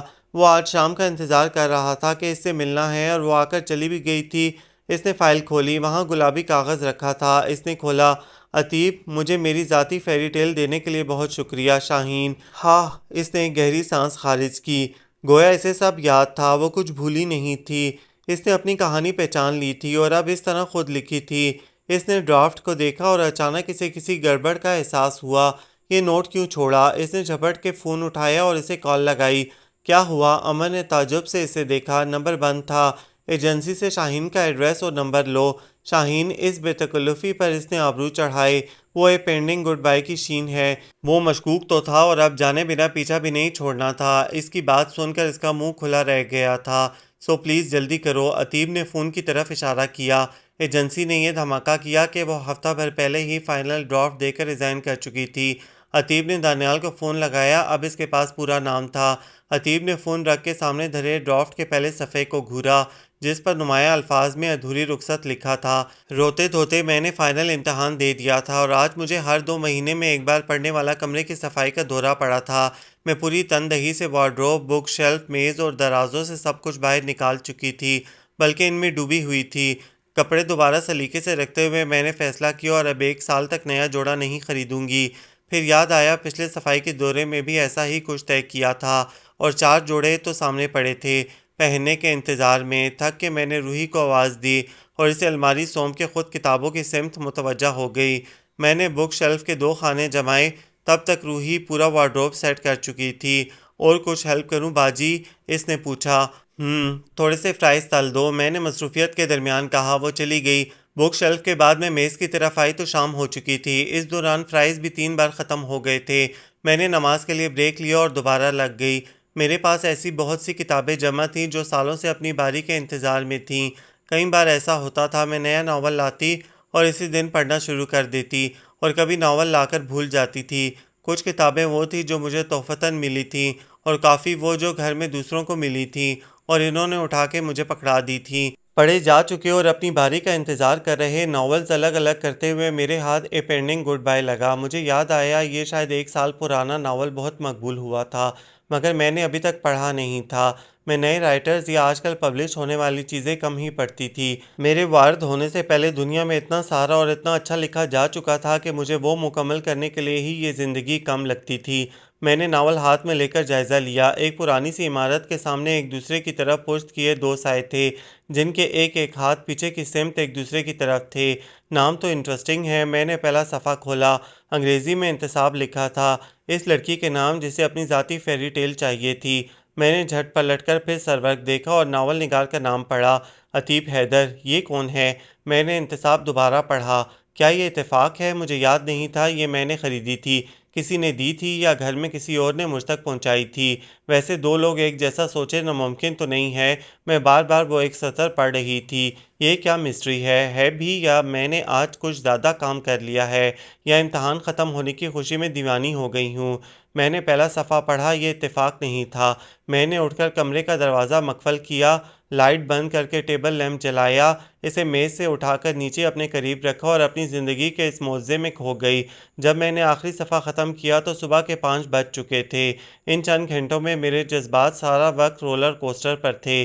میں روئی، ہنسی، مسکرائی، حیران ہوئی، بے قرار ہوئی، اترائی بھی اور اب ہکا بکا کتاب کو دیکھ رہی تھی۔ کوئی شک نہیں تھا کہ شین الف کی کہانی کی شین میں تھی، لیکن الف کون تھا؟ عتیب کون تھا؟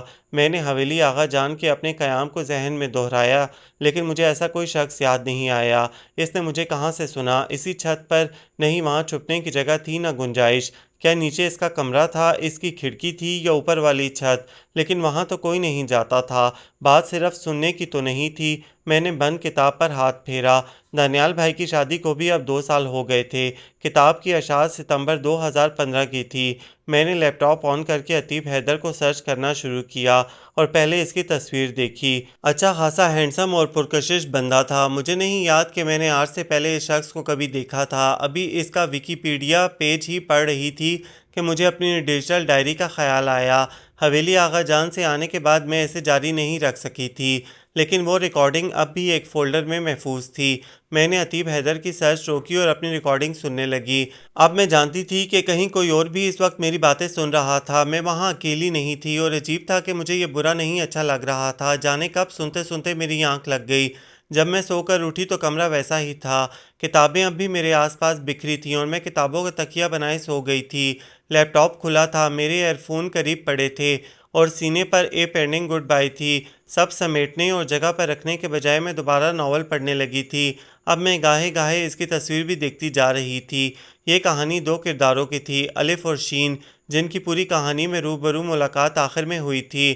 الف نے شین کو کچھ غیر معمولی حالات میں دیکھا، پیچھا کیا، اسے سنا، سمجھا، پسند کیا اور وہ اس کے لیے خاص ہو گئی، اور پھر اس نے اس کے لیے وہ کیا جو ہرگز عام نہ تھا۔ وہ اس کے لیے اجنبی ہی تھی، کیونکہ انہوں نے ایک دوسرے سے بات کی تھی، نہ وہ ملے تھے، پھر بھی وہ اس کی زندگی کا محور بن گئی۔ الف نے اس کی خواہش پوری کرنے کی ٹھان لی۔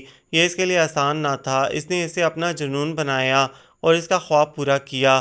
شین لمبے عرصے تک بے خبر ہی رہی کہ اس کی خواہش، اس کا خواب کوئی اور تکمیل تک پہنچا چکا ہے۔ پھر بالآخر ایک دن اسے علم ہوا کہ اس کا خواب کسی نے مکمل کر دیا ہے، لیکن وہ کون ہے، کہاں ہے، شین نہیں جانتی تھی۔ اس نے بہت تلاش کیا اور ایک دن وہ انجانے میں اس تک پہنچ گئی۔ الف، جس نے ملنا نہ ملنا قسمت پر چھوڑ دیا تھا۔ جب قسمت نے انہیں ملایا تو اس نے شین کو اپنی اصلیت بتائے بنا اجنبیوں کی طرح رخصت ہونے کو چنا کہ وہ چاہتا تھا اس کہانی کا اختتام نہ ہو، دونوں کی تلاش ختم ہو نہ انتظار، وہ ہمیشہ ایک دوسرے کی طرف سفر کرتے رہیں۔ میں درمیان میں لیپ ٹاپ پر ناول اور عتیب حیدر کے متعلق خبریں اور انٹرویو دیکھنے لگتی، کبھی ناول پر تبصرے اور تنقیدیں تو کبھی اپنی ریکارڈنگ سنتی اور ناول میں وہی الفاظ دیکھ کر نئے سرے سے دنگ رہ جاتی۔ جب 2 دن تک کمرے سے باہر نہیں نکلی تو گھر والے پریشان ہو گئے۔ ماما نے کمرے کا حال دیکھا تو ایک بڑا سا لیکچر ملا، لیکن میں کسی اور ہی کیفیت میں تھی۔ اتنا سب کچھ تھا کہ پہلے کیا سوچوں، کس پر غور کروں، کیا نہ کروں، کیا پہلے کروں کیا بعد میں، کچھ سمجھ میں نہیں آ رہا تھا۔ کبھی لگتا کوئی خواب دیکھ رہی ہوں، کبھی لگتا میں پاگل ہونے لگی ہوں۔ میں روز وہ ناول ہاتھ میں لیے سوچتی رہتی، اور اتنے دنوں میں شاید ہی ایسا کوئی نقطہ یا زاویہ بچا تھا جس پر میں نے نہ سوچا ہو۔ میں ہر دن ایک نئے خیال سے الجھتی رہتی۔ ناول، ریکارڈنگ اور عتیب حیدر کے انٹرویو بار بار پڑھنے، سننے اور دیکھنے کے بعد آہستہ آہستہ مجھ پر سب کچھ واضح ہونے لگا۔ پہلی نظر کی محبت یا چند دنوں میں عشق ہو جانا ایسا انوکھا بھی نہیں تھا۔ انوکھا تھا میری خواہش کا پورا کرنا۔ اس کی فیملی، تعلیم، بزنس کے مطابق اس کا یہ منصوبہ تو نہیں ہوگا کہ سب چھوڑ کر وہ ناول لکھے گا۔ کبھی لگتا کہ اسے ناول ہی لکھنا تھا اور میری وجہ سے کہانی مل گئی۔ پھر خیال آتا، نہ کال نہ ملاقات، کیا وہ جانتا بھی ہے میں کون ہوں، کہاں رہتی ہوں؟ اگر اسے یہ سب معلوم ہوتا تو مجھ سے ملنے ضرور آتا، یہ ناول ہی بھیج دیتا۔ وہ مجھے نہیں جانتا تھا، لیکن اب میں تو اسے جان گئی تھی، اس کا ایڈریس بھی جانتی تھی۔ کئی بار میرا دل کیا میں اس کے گھر چلی جاؤں، یہ مشکل نہیں تھا، لیکن پھر ہمت نہیں ہوئی۔ ناول کا اختتام اور تھیم وہی تھی جو میں نے کہا تھا، ادھورا پن عزیز ہوتا ہے، بس اسی سطر پر میں اٹک جاتی تھی۔ میں نے ہر ایک چیز میں اس کا پیغام دیکھنا چاہا، سرورق، الف کا طریقہ کار، انجام اتنا کافی نہیں تھا کہ میں نے انٹرویوز میں بھی اپنے لیے پیغام ڈیکوڈ کرنے کی کوشش شروع کر دی اور کنفیوز ہوتی گئی۔ وہ بہت اچھا بولتا تھا، سحر انگیز آواز میں، اس پر اس کا پراعتماد اور باوقار انداز۔ جب کیمرہ اس کے چہرے پر فوکس ہوتا تو مجھے لگتا وہ مجھ سے مخاطب ہے، جیسے کسی انٹرویو میں اختتام کے بارے میں پوچھا گیا تھا۔ یہ سیڈ اینڈنگ تو نہیں ہے، انٹرپریٹیشن کے لیے اوپن ہے، ریڈر جیسا چاہے ویسا اینڈ اخذ کر سکتے ہیں۔ کبھی کہتا ہے اس کہانی کا مرکزی کردار ایک منفرد سا احساس ہے، آپ اسے جو چاہے نام دیں۔ کبھی سمجھاتا کہ شین اور الف ہر کسی کے اندر ہوتے ہیں، لیکن سب کے اندر شین الف اتنی جرأت اور یقین نہیں رکھتے کہ وہ انتظار اور تلاش کریں، اور یہ بھی کہ ضروری نہیں مل جانا، حاصل کر لینا، پا لینا، سب کی چاہت ہو۔ کچھ دل روش سے ہٹ کر چلتے ہیں۔ میری خواہش فیری ٹیل تھی جو دنیا کہے سنے، اور وہ مجھے مل گئی تھی۔ اب مجھے کیا کرنا چاہیے تھا؟ کیا یہاں کوئی بھی کسی کی بھی خواہش یوں پوری کر دیتا ہے؟ نہیں نا، یہ تو بہت خاص تھا، مجھے بھی کچھ خاص کرنا تھا۔ میں نے لاکھ چاہا، لیکن میں یوں اس حالت میں اس کا سامنا کرنے کے لیے خود کو تیار نہیں کر سکی۔ پھر ایک دن اس کا انٹرویو دیکھتے دیکھتے مجھے اپنے سارے سوالوں کے جواب مل گئے۔ آپ کی سب کتابوں کے تراجم ہو چکے ہیں، نیا ناول دوسری زبان میں ترجمے کے ساتھ ہی ریلیز ہو رہا ہے، لیکن آپ نے اب تک یہ پینڈنگ گڈ بائی کا ترجمہ کیوں نہیں کیا؟ یہ میرا پہلا ناول تھا، میرے لیے بہت خاص اور میرے دل کے بہت قریب ہے۔ میں نے اسے ایک خاص کیفیت میں لکھا تھا، مجھے نہیں لگتا کوئی اور اس طرح اس سے انصاف کر پائے گا جیسے میں نے لکھا ہے۔ یہ ہے تو گھسی پٹی بات، لیکن سچ ہے۔ الفاظ اہم نہیں ہوتے، اہم وہ بات ہے جو ان کے ذریعے کہی جا رہی ہے۔ عبارت میں پر اثر احساس اور کیفیت اسی وقت شامل ہوتے ہیں جب یہ دل کی گہرائی سے خود بخود نکلے ہوں، بنا کسی کوشش کے، جبکہ ترجمے میں شعوری کوشش شامل ہوتی ہے اور الفاظ بے ساختہ نہیں ہوتے، اصل لفظ سے قریب قریب تلاش کیے جاتے ہیں۔ میں نے یہ فیصلہ کیا اور ماما کے پاس پہنچی۔ مجھے آگے پڑھنا ہے، مجھے ماسٹرز کرنا ہے، اس سے پہلے مجھے اردو سیکھنا ہے۔ تم نے گر پڑھ کے بڑی مشکل سے تو یہ 3 سال نکالے ہیں۔ اب ماما، تب میرا کوئی ایم نہیں تھا، اب ہے۔ ان سے اسی رد عمل کی امید تھی مجھے۔ جی، مجھے لٹریچر فیلڈ یعنی پبلشنگ میں کیریئر بنانا ہے۔ اب کہ ان کی آنکھیں پھیل گئیں۔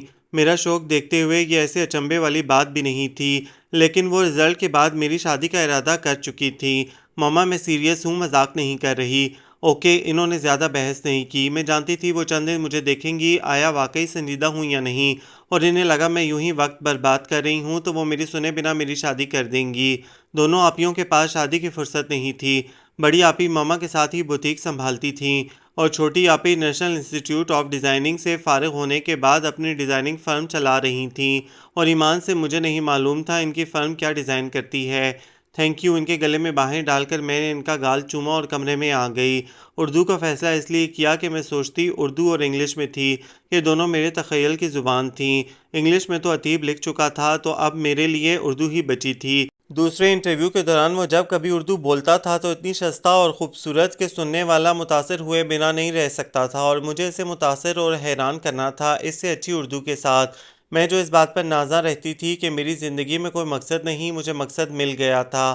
میں اسے بھی یوں ہی حیران اور سرپرائز کرنا چاہتی تھی جیسے اس نے مجھے کیا تھا۔ میں نے دل لگا کر اردو سیکھی، اردو اور انگلش میں ماسٹرز کیا، اور اس دوران سوشل میڈیا پر عتیب حیدر کا پیچھا کرتی رہی۔ مجھے ان 7 سالوں میں ہر دن ایک نئے انداز میں اس سے محبت ہوتی گئی۔ میری زندگی سوتے جاگتے اٹھتے بیٹھتے 24 گھنٹے عتیب حیدر کے گرد گھومنے لگی تھی۔ میری بے خبری کے 2 سالوں میں اس کا نیا ناول شائع ہو گیا تھا، اور یہ پینڈنگ گڈ بائی سے مختلف ایک تھرلر ناول تھا۔ دوسری جنگ عظیم میں انگلینڈ کی طرف سے شامل ایک ہندوستانی فوجی کی کہانی، کہیں رومان کا نام و نشان بھی نہ تھا۔ اسے عوام کے ساتھ ساتھ سنجیدہ حلقوں میں بھی بہت داد ملی۔ میں نے ماسٹرز کیا اور اس کے بعد پبلشنگ اور لٹریری فیلڈ میں داخل ہونے کے لیے انگلینڈ سے بہت سارے کورس کیے۔ گھر میں سب اس کایا پلٹ پر حیران تھے۔ میں جو کمرے سے باہر نکلنا پسند نہیں کرتی تھی، جس کے لیے کالج جانا جنگ پر جانے جیسا تھا، وہ اکیلے لندن گھوم رہی تھی۔ عتیب حیدر کا تیسرا اور چوتھا ناول بھی شائع ہو گیا۔ اس کی ساری کتابیں بیسٹ سیلرز تھیں۔ پہلے ناول کے علاوہ اس کی کہانیاں رومانی نہیں تھیں۔ اس کے ناول جاسوسی قسم کے تجسس، ایڈونچر اور تھرلر سے بھرپور۔ اس سے سوال پوچھا جاتا تھا کہ وہ اب رومانس کیوں نہیں لکھتا، اور وہ کہتا تھا اے پینڈنگ گڈ بائی جیسی کہانی زندگی میں ایک بار ہی لکھی جاتی ہے، دوبارہ اس قسم کے ناول کی امید مجھ سے نہ رکھیں۔ وہ ایک ہی کہانی تھی، اس جیسی دوسری نہیں ہو سکتی، اور میرا دل خوشی سے بھر جاتا، میں رونے لگتی۔ میں اس سے پوچھے گئے سوال، اس کے جواب، اس کی باتیں سب کا اردو ترجمہ کرنے لگی تھی۔ میں وہی سب دل میں اردو میں دہراتی اور میری لغت سے دوستی بڑھتی گئی۔ میں جو سوچ چکی تھی کہ اب اس سے بڑا سرپرائز وہ ہی ہوگا جو ایک دن میں عتیب حیدر کو دوں گی، مجھے پہلے والے سے بڑا سرپرائز ملا۔ اے پینڈنگ گڈ بائی پر بنی فلم اے فیری ٹیل واقعی امر ہو گئی تھی۔ اس دن میں روتی رہی، میرے آنسو رکتے نہیں تھے۔ میں نے اسی ڈر سے وہ فلم نہیں دیکھی کہ کہیں رو دھو کر وہاں بھی اپنا تماشا نہ بنا لوں۔ میں اپنی ریکارڈنگ اب اس کے کانوں سے سنتی تھی۔ ان سالوں میں کوئی دن ایسا نہیں گزرا کہ میں نے ناول کا کچھ حصہ پڑھا نہ ہو۔ یہ میری اس سے گفتگو ہوتی تھی، میں ایسے اس سے مل لیا کرتی۔ میرے اندر اب یہ ڈر تھا میں سامنے جا کر اسے مایوس نہ کر دوں، اس کی کہانی خراب نہ ہو جائے۔ میں اب بھی سمجھ نہیں پائی تھی کہ اس محبت کے بدلے مجھے کیسی محبت کرنا چاہیے۔ اسے میرے متعلق کچھ علم نہیں تھا، لیکن اس کے پاس میری باتیں تھیں، میرے خواب، خواہشیں، منصوبے تھے، جبکہ میں اس کے متعلق سب جان گئی تھی، لیکن مجھے اس کے خواب، خواہشیں، منصوبے کچھ پتہ نہ تھے۔ ماسٹرز کے بعد میں نے سوشل میڈیا اور خبروں سے ملی معلومات کے سہارے اس کے پبلشنگ ہاؤس اور لٹریری ایجنسی میں درخواستیں بھیجیں۔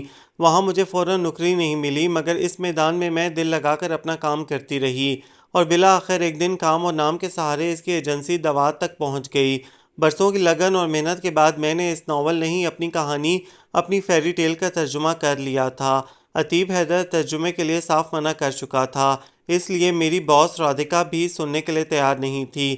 میں نے فلم کا جواز پیش کیا کہ وہ بھی تو ایک طرح سے مرئی یا تصویری ترجمہ ہی تھا۔ یہ بات تو ہے، فلم اڈاپٹیشن کے لیے اس نے فوراً ہاں کر دی تھی، لیکن خود سب سپروائز کیا تھا، پروڈکشن کے ساتھ وہ بھی انوالو تھا۔ اس بات پر وہ بھی قدرے حیران تھی، لیکن عتیب حیدر کی مرضی کے بنا وہ بھی مجبور تھی۔ رادھیکا نے میرے اصرار اور کوششوں کے بعد اس سے میری ملاقات طے کر دی۔ وہ بڑی مشکل سے ایک بار مجھ سے ملنے کے لیے تیار ہوا تھا۔ مجھے بھی ایک ملاقات ہی چاہیے تھی۔ میرا سارا جوش جھاگ کی طرح بیٹھتا گیا جب ادھر سے تواتر سے ملاقات کسی نہ کسی وجہ سے ٹال دی جانے لگی۔ اسی لیے میں اس دن وقت سے پہلے اور ادھر سے پھر کسی اور دن والی فون کال سے پہلے پہنچ گئی تھی۔ میں نے پہلی بار آئینے کے سامنے کھڑے ہو کر خود سے پوچھا تھا، میرا چہرہ اسے یاد ہے؟ اتنے سال بعد میں اسے کیسی لگوں گی؟ مجھے تو یہ یقینی طور پر بھی نہیں پتا کہ اس نے کتنے فاصلے سے کہاں سے مجھے دیکھا ہے، کتنی بار دیکھا ہے۔ 10-12 جوڑے پہن کر دیکھنے کے بعد میں نے وہ کرتا اور دوپٹہ منتخب کیا تھا کہ میں اپنے آپ کو اس میں سب سے اچھی لگی تھی۔ میں نے بہت دعائیں کیں کہ اس کے سامنے میں خود پر قابو رکھ سکوں۔ میں اسے یہ نہیں بتانا چاہتی تھی کہ میں وہی ہوں، مجھے بس اس کے چہرے پر وہ توثر دیکھنا تھا کہ وہاں اردو میں بھی وہ وہی اور ویسا ہی لکھا ہے جو میں نے محسوس کیا تھا، جیسا میں نے سوچا تھا۔ میری ساری تگدو اس منظر کے لیے تھی۔ اس کے پینٹ ہاؤس کی لابی میں مسلسل خود کو شانت رہنے کی تلقین کر رہی تھی۔ میں نے ہماری ملاقات کا منظر ہزاروں بار تصور کیا تھا، اور ہر بار اپنے اور اس کے مختلف تاثرات کو بھی، اور جب وہ تصور حقیقت میں ڈھلنے والا تھا تو میرا تخیل ناکارہ ہو گیا تھا۔ وہ ایک بھی متوقع تاثر یا ردعمل سوچ نہیں پا رہا تھا۔ جب مینیجر نے مجھے اندر جانے کو کہا تو میری ہتھیلیاں پسینے سے بھیگ گئیں۔ اس لمحے کے لیے اتنی تیاری اور انتظار کیا تھا، اور اب وہ سب ہاتھ سے نکلتا محسوس ہو رہا تھا۔ میں نروس تھی، پرجوش تھی، ڈر بھی رہی تھی، خوشی سنبھل نہیں رہی تھی، اور رونا بھی آ رہا تھا۔ یا اللہ، لاج رکھ لینا۔ میں نے دل سے پکارا اور دروازے پر دستک دی۔ کم ان پلیز۔ پہلی بار کسی سائنس اور ٹیکنالوجی کے بنا اس کی آواز میرے کانوں میں پڑی۔ میرا ذہن و دل میری زندگی میں رونما ہونے جا رہے پہلے تاریخی واقعات یادداشت میں درج کرنے کے لیے بے انتہا مستعد تھے۔ میں دروازہ کھول کر اندر داخل ہوئی۔ دروازے اور اس کی میز کا فاصلہ بھی مجھے ان 8 سالوں سے کم نہیں لگا۔ وہ سر جھکائے لیپ ٹاپ کو دیکھ رہا تھا۔ آواز کے بعد اس کی دوسری چیز سیاہ بالوں سے ڈھکا سر تھا۔ یکا میری آنکھیں جھلملانے لگیں۔ میں نے اینک کے پیچھے ایک ہاتھ سے انہیں رگڑا اور دوسرے سے ٹیپ کو مضبوطی سے تھام کر خود کو سنبھالا۔ 2-3 گہری سانسیں لے کر میں نے وہ 8 سالوں کا فاصلہ عبور کیا۔ ابھی میز سے ذرا دور تھی کہ اس نے سر اٹھایا۔ ایک نظر کے بعد میں نے فوراً آنکھیں فرش پر ٹکا دیں۔ اگر دیکھتی رہتی تو یہ بدبخت سارے راز افشاں کر دیتی۔ Hello sir. میز کے پاس پہنچ کر میں نے سر جھکا کر کہا۔ مجھے خود پر بھروسہ نہیں تھا۔ اگر میں نے ہیلو اتی بہتر کہا تو میری آواز اور کیا کچھ کہہ جائے گی۔ ہاتھ بڑھا کر اس کا ہاتھ تھامنے کا رسک میں نے نہیں لیا تھا۔ میں نے ٹیپ کو اس قدر سختی سے پکڑ رکھا تھا کہ ڈر لگا کہیں چٹک ہی نہ جائے۔ میں پوری کوشش کر رہی تھی کہ آیا نہ ہوں۔ میں شاہین سعید دعوت کے ساتھ بطور ایڈیٹر اور ٹرانسلیٹر کام کرتی ہوں۔ ایک پینڈنگ گڈ بائی کے سلسلے میں ملنا چاہتی تھی۔ مجھے پوری امید ہے آپ موقع دیں تو ہمارا کولیبریشن بہت کامیاب ہوگا۔ میں نے لہجہ اور انداز بالکل روایتی اور پروفیشنل رکھا۔ آپ سے مل کر خوشی ہوئی۔ ادھر سے بھی انگریزی میں پروفیشنل لیکن سنجیدہ جواب ملا اور میں اپنے فارمل انداز پر شرمندہ ہو گئی۔ کرسی پر بیٹھتے ہوئے میں خود سے ذرا سی ناراض تھی۔ مجھے رادھکا نے بتایا آپ اس ناول کا ترجمہ نہیں کروانا چاہتے، اس کی کوئی خاص وجہ؟ میں نے مصروف سے انداز میں بیگ گود میں ٹیب میز پر رکھتے ہوئے پوچھا۔ چونکہ یہ میرا پہلا ناول تھا، میرے لیے خاص ہے اور مجھے نہیں اعتبار کہ کوئی ترجمہ کرتے ہوئے اس کی روح تک پہنچ پائے گا یا انصاف کر پائے گا، اور اس پر فلم بن جانے کے بعد لوگ پڑھنے کے بجائے فلم ہی دیکھیں گے۔ وہ مجھے دیکھ رہا تھا اور میرا دل چیخ رہا تھا، اس نے تمہیں پہچان لیا ہے۔ دوسرا اعتراض تو ہونا نہیں چاہیے، میں نے دل کی دہائیاں نظر انداز کرتے ہوئے کہا۔ دنیا میں کتنے ہی ناولز ہیں جن پر فلمیں اور سیریز بن چکی ہیں، لیکن ان کے نئے ایڈیشنز اب بھی شائع ہوتے ہیں۔ رہی پہلی بات تو یہ تحفظات تو ہر تخلیقار کو ہوتے ہیں۔ میں اپنی نروسنس چھپانے کو مسکرائی اور ٹیب آن کیا۔ کچھ اقتباسات کا ترجمہ آپ کو ای میل کر رہی ہوں، آپ دیکھ لیں پھر رائے دیں۔ میں انگلیوں کی لرزش چھپا کر سنجیدہ چہرہ بنا کر خود کو ٹیب میں مصروف ظاہر کرنے لگی۔ میں چیک کر کے آپ کو انفارم کرتا ہوں، اس نے جانچتی نظروں کے ساتھ کہا اور میرا دل ڈولا۔ میں اسے اپنا کیا ترجمہ پڑھتے دیکھنا چاہتی تھی، اس لیے تو میں نے اتنی محنت کی تھی، اسی دن کا تو انتظار تھا مجھے۔ یہ بہت خوبصورت ناول ہے، مجھے یقین ہے اردو داں طبقے میں اسے بہت پذیرائی ملے گی اور امید ہے آپ کو میرا ترجمہ انصاف کرتا محسوس ہوگا۔ میں نے اسے قائل کرنے کی کوشش کی۔ آئی ہوپ ہم جلد ترجمے پر کام شروع کریں گے۔ وہ مسکرایا اور مجھے ایک بار پھر رونا آنے لگا۔ میں الوداعی کلمات جس میں گڈ بائی شامل نہیں تھا کہہ کر جلدی سے باہر نکل گئی۔ میری پیشہ ورانہ زندگی کی یہ پہلی اتنی مختصر میٹنگ تھی۔ شکر تھا لفٹ خالی تھی۔ دروازہ بند ہوتے ہی میں نیچے اکڑوں بیٹھ گئی، میرے پیر بے جان ہو گئے تھے۔ میں نے چشمہ نکالا اور آنکھوں پر ہاتھ رکھ کر ان کو برسنے سے روکا۔ میں بار بار سامنا نہیں کر سکتی، میں زیادہ دیر خود پر کنٹرول نہیں رکھ پاؤں گی۔ میں نے سوچا تھا۔ اگلے دن ہی مجھے امن کا پیغام ملا کہ اگلی ملاقات کب رکھیں اور میں جھوم اٹھی۔ ایک دن بعد جب میں دفتر پہنچی تو اس بار ہم تنہا نہیں تھے، امن بھی موجود تھا۔ اس دن میں نے بتا دیا کہ میں مکمل ترجمہ کر چکی ہوں۔ مجھے عتیب کی پرسوچ نگاہیں بہت محسوس ہوئیں۔ مجھے رادھکا نے بتایا تھا کہ وہ ایک ہفتے کے لیے فیسٹیول میں جائے گا۔ مجھے یقین تھا مکمل ترجمہ پڑھنے کے بعد اس کا فون ضرور آئے گا۔ میرا مقصد پورا ہو گیا تھا، اس لیے میں نے رادھکا کو استعفیٰ سونپ دیا۔ وجہ یہ بیان کی تھی میں لندن جا رہی ہوں، جہاں نئی جاب کے لیے اپلائی کیا تھا۔ اس ایک ہفتے میں نے بہت سوچا، خود سے خوب لڑائیاں کیں، اور جو اتنے سالوں سے میرا ارادہ تھا کہ میں اسے ترجمہ سونپ کر اس سے یہ اعتراف کہ یہ ترجمہ اس کے خیالات اور اصل سے انصاف کرتا ہے سن کر لوٹ جاؤں گی، بدل گیا۔ اس ناول کا اختتام جو مجھے عتیب کی مرضی لگتا تھا، اب میں اسے قبول کرنے کو تیار نہیں تھی۔ میری ذاتی فیری ٹیل کا انجام بھی تو میری مرضی سے ہونا چاہیے۔ دور دور سے ارادے باندھنا بہت آسان تھا، اب اسے دیکھنے اور ملنے کے بعد انسانی فطرت جاگ اٹھی تھی۔ دل لالچ کرنے لگا تھا، وہ اب کہانیاں نہیں رہا تھا، اس کا صبر ختم ہو گیا تھا، اسے مزید اور سب کچھ چاہیے تھا، اسے اب دور نہیں جانا تھا۔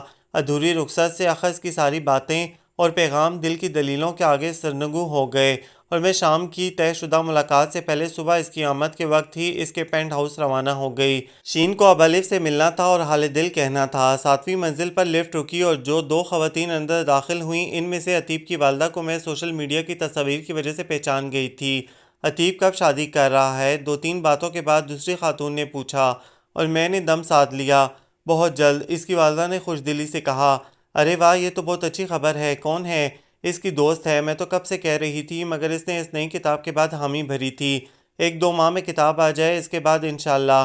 ہمارے طبقے میں ارینج میرج کم ہی ہوتی تھی، اور اس نے دوست کے لیے حامی بھر رکھی ہے تو اس لیے وہ رویہ، اور مجھے پہچاننے کے بعد بھی خاموشی۔ میں ایک بار پھر ناول کے اختتام پر اٹک گئی۔ وہ دونوں بھی پینٹ ہاؤس میں ہی آئی تھیں۔ میں لابی میں رک گئی اور وہ دونوں اندر چلی گئیں۔ میں صوفے پر بیٹھی ایک بار پھر فیصلے کے دوراہے پر تھی۔ شاید میں نے شروعات سے ہی سب کچھ غلط سمجھا، میں بس اس کے لیے ایک میوز تھی اور کچھ نہیں۔ اس نے کہانی لکھی، خود کو کامیابی سے لانچ کیا اور کیریئر اور زندگی میں آگے بڑھ گیا۔ اگر میرے لیے کچھ تھا بھی تو وہ سب اس ناول میں ہے، اس کے باہر کچھ نہیں ہے۔ ایک بار اشتباہ ذہن میں جگہ بنا لے تو منٹوں میں دلیل، استدلال، یقین جیسے احساس اور خیال نگل لیتا ہے۔ اس نے منٹوں میں میرے بھی 6 سال کھا لیے، لیکن عتیب کے لیے یہ جو بھی تھا میرے لیے وہی تھا جو میں نے اتنے سالوں سوچا تھا، سینچا تھا۔ میرے لیے سر جھٹک کر دور کر دینے والا احساس اور خیال نہیں تھا۔ وہیں بیٹھے بیٹھے مجھ پر منکشف ہوا عتیب اگر آگے بڑھ بھی گیا تھا تو اس نے مجھے جو دیا تھا وہ میرے لیے کافی تھا۔ عتیب نے ادھوری رخصت کو چنا تھا اور مجھے اس کے انتخاب کا احترام کرنا تھا، اسے ایسے ہی قبول کرنا تھا جیسے میں نے اپنی ذاتی فیری ٹیل کو کیا تھا۔ مجھے نہ کچھ ختم کرنا تھا نہ مکمل کرنا تھا، اور میں وہ ڈرافٹ اس کی میز پر رکھ کر لوٹ آئی۔ اس کی لندن کی فلائٹ پرسوں صبح کی تھی۔ جانے سے پہلے وہ ایک بار پھر یہاں آئی تھی۔ پنجوں کو چھوتے کاٹن کے گلابی فراک پر اس نے سفید سویٹر پہنا تھا۔ دوپٹہ اس کے مخصوص انداز میں گردن کے گرد ہلکا بنا کر آگے جھول رہا تھا۔ کچھ بھی نہیں بدلا تھا۔ اس چھت سے نظر آنے والا منظر جوں کا توں تھا۔ مسوری میں برف باری ہو رہی تھی، جس کا اثر یہاں بھی تھا۔ ٹھنڈ زیادہ تھی اور پہاڑوں کے گرد دھند بھی۔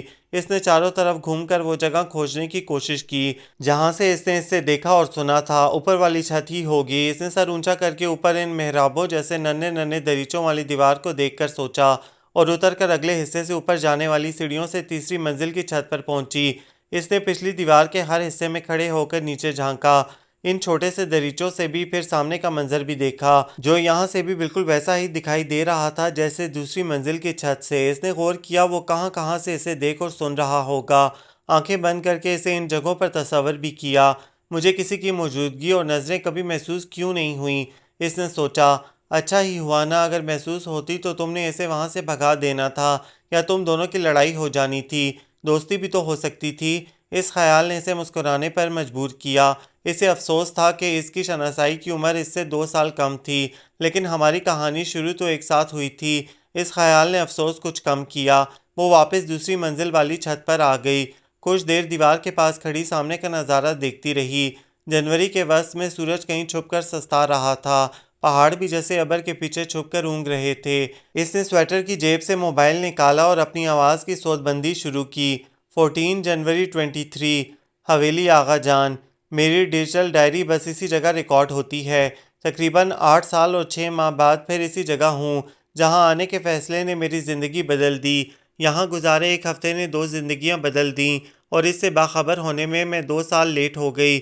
یہاں میری اونگی مونگی باتوں کو کسی نے اتنی سنجیدگی اور توجہ سے سنا تھا کہ مجھے رہتی دنیا تک کے لیے کتاب اور ریل میں قید کر دیا۔ میں اتنی غیر معمولی اور اہم تو نہیں تھی کہ فیری ٹیل کا مرکزی کردار بنتی، لیکن ایک غیر معمولی انسان نے یہ کر دکھایا۔ یہ کہانی خوبصورت تو ہے لیکن دوسری کہانیوں سے منفرد بھی۔ اس میں محبت کے انوکھے معنی اور نئے طور لکھے ہیں۔ اس میں محبت نبھانے کی نئی روایت ہے، قربت فرقت کے نئے طریق بھی، اور میں نے ان سب کو دونوں ہاتھوں سے سمیٹ کر گلے لگا لیا ہے۔ میں خوش ہوں، اداس بھی، میں مطمئن ہوں اور بے کل بھی، مجھے دور جانا ہے اور نہیں بھی۔ لیکن کہانی میں کردار کی مرضی نہیں چلتی۔ وہ اپنی منمانی کرے تو کہانی برباد ہو جاتی ہے، اس کا حسن داغدار ہو جاتا ہے۔ اور میرا کہانی کار مجھے کہانی سے زیادہ عزیز ہے، اس کا لکھا انجام بھی اور یہ ادھورا پن بھی کہ میں وہ بولتے بولتے آہستہ سے پیچھے پلٹی اور ذہن سے سارے الفاظ یوں اڑے کہ سحر جمود پھونکا گیا ہو، اور آواز یوں سلب ہوئی مانو کسی طلسم نے نطق سے محروم کر دیا ہو۔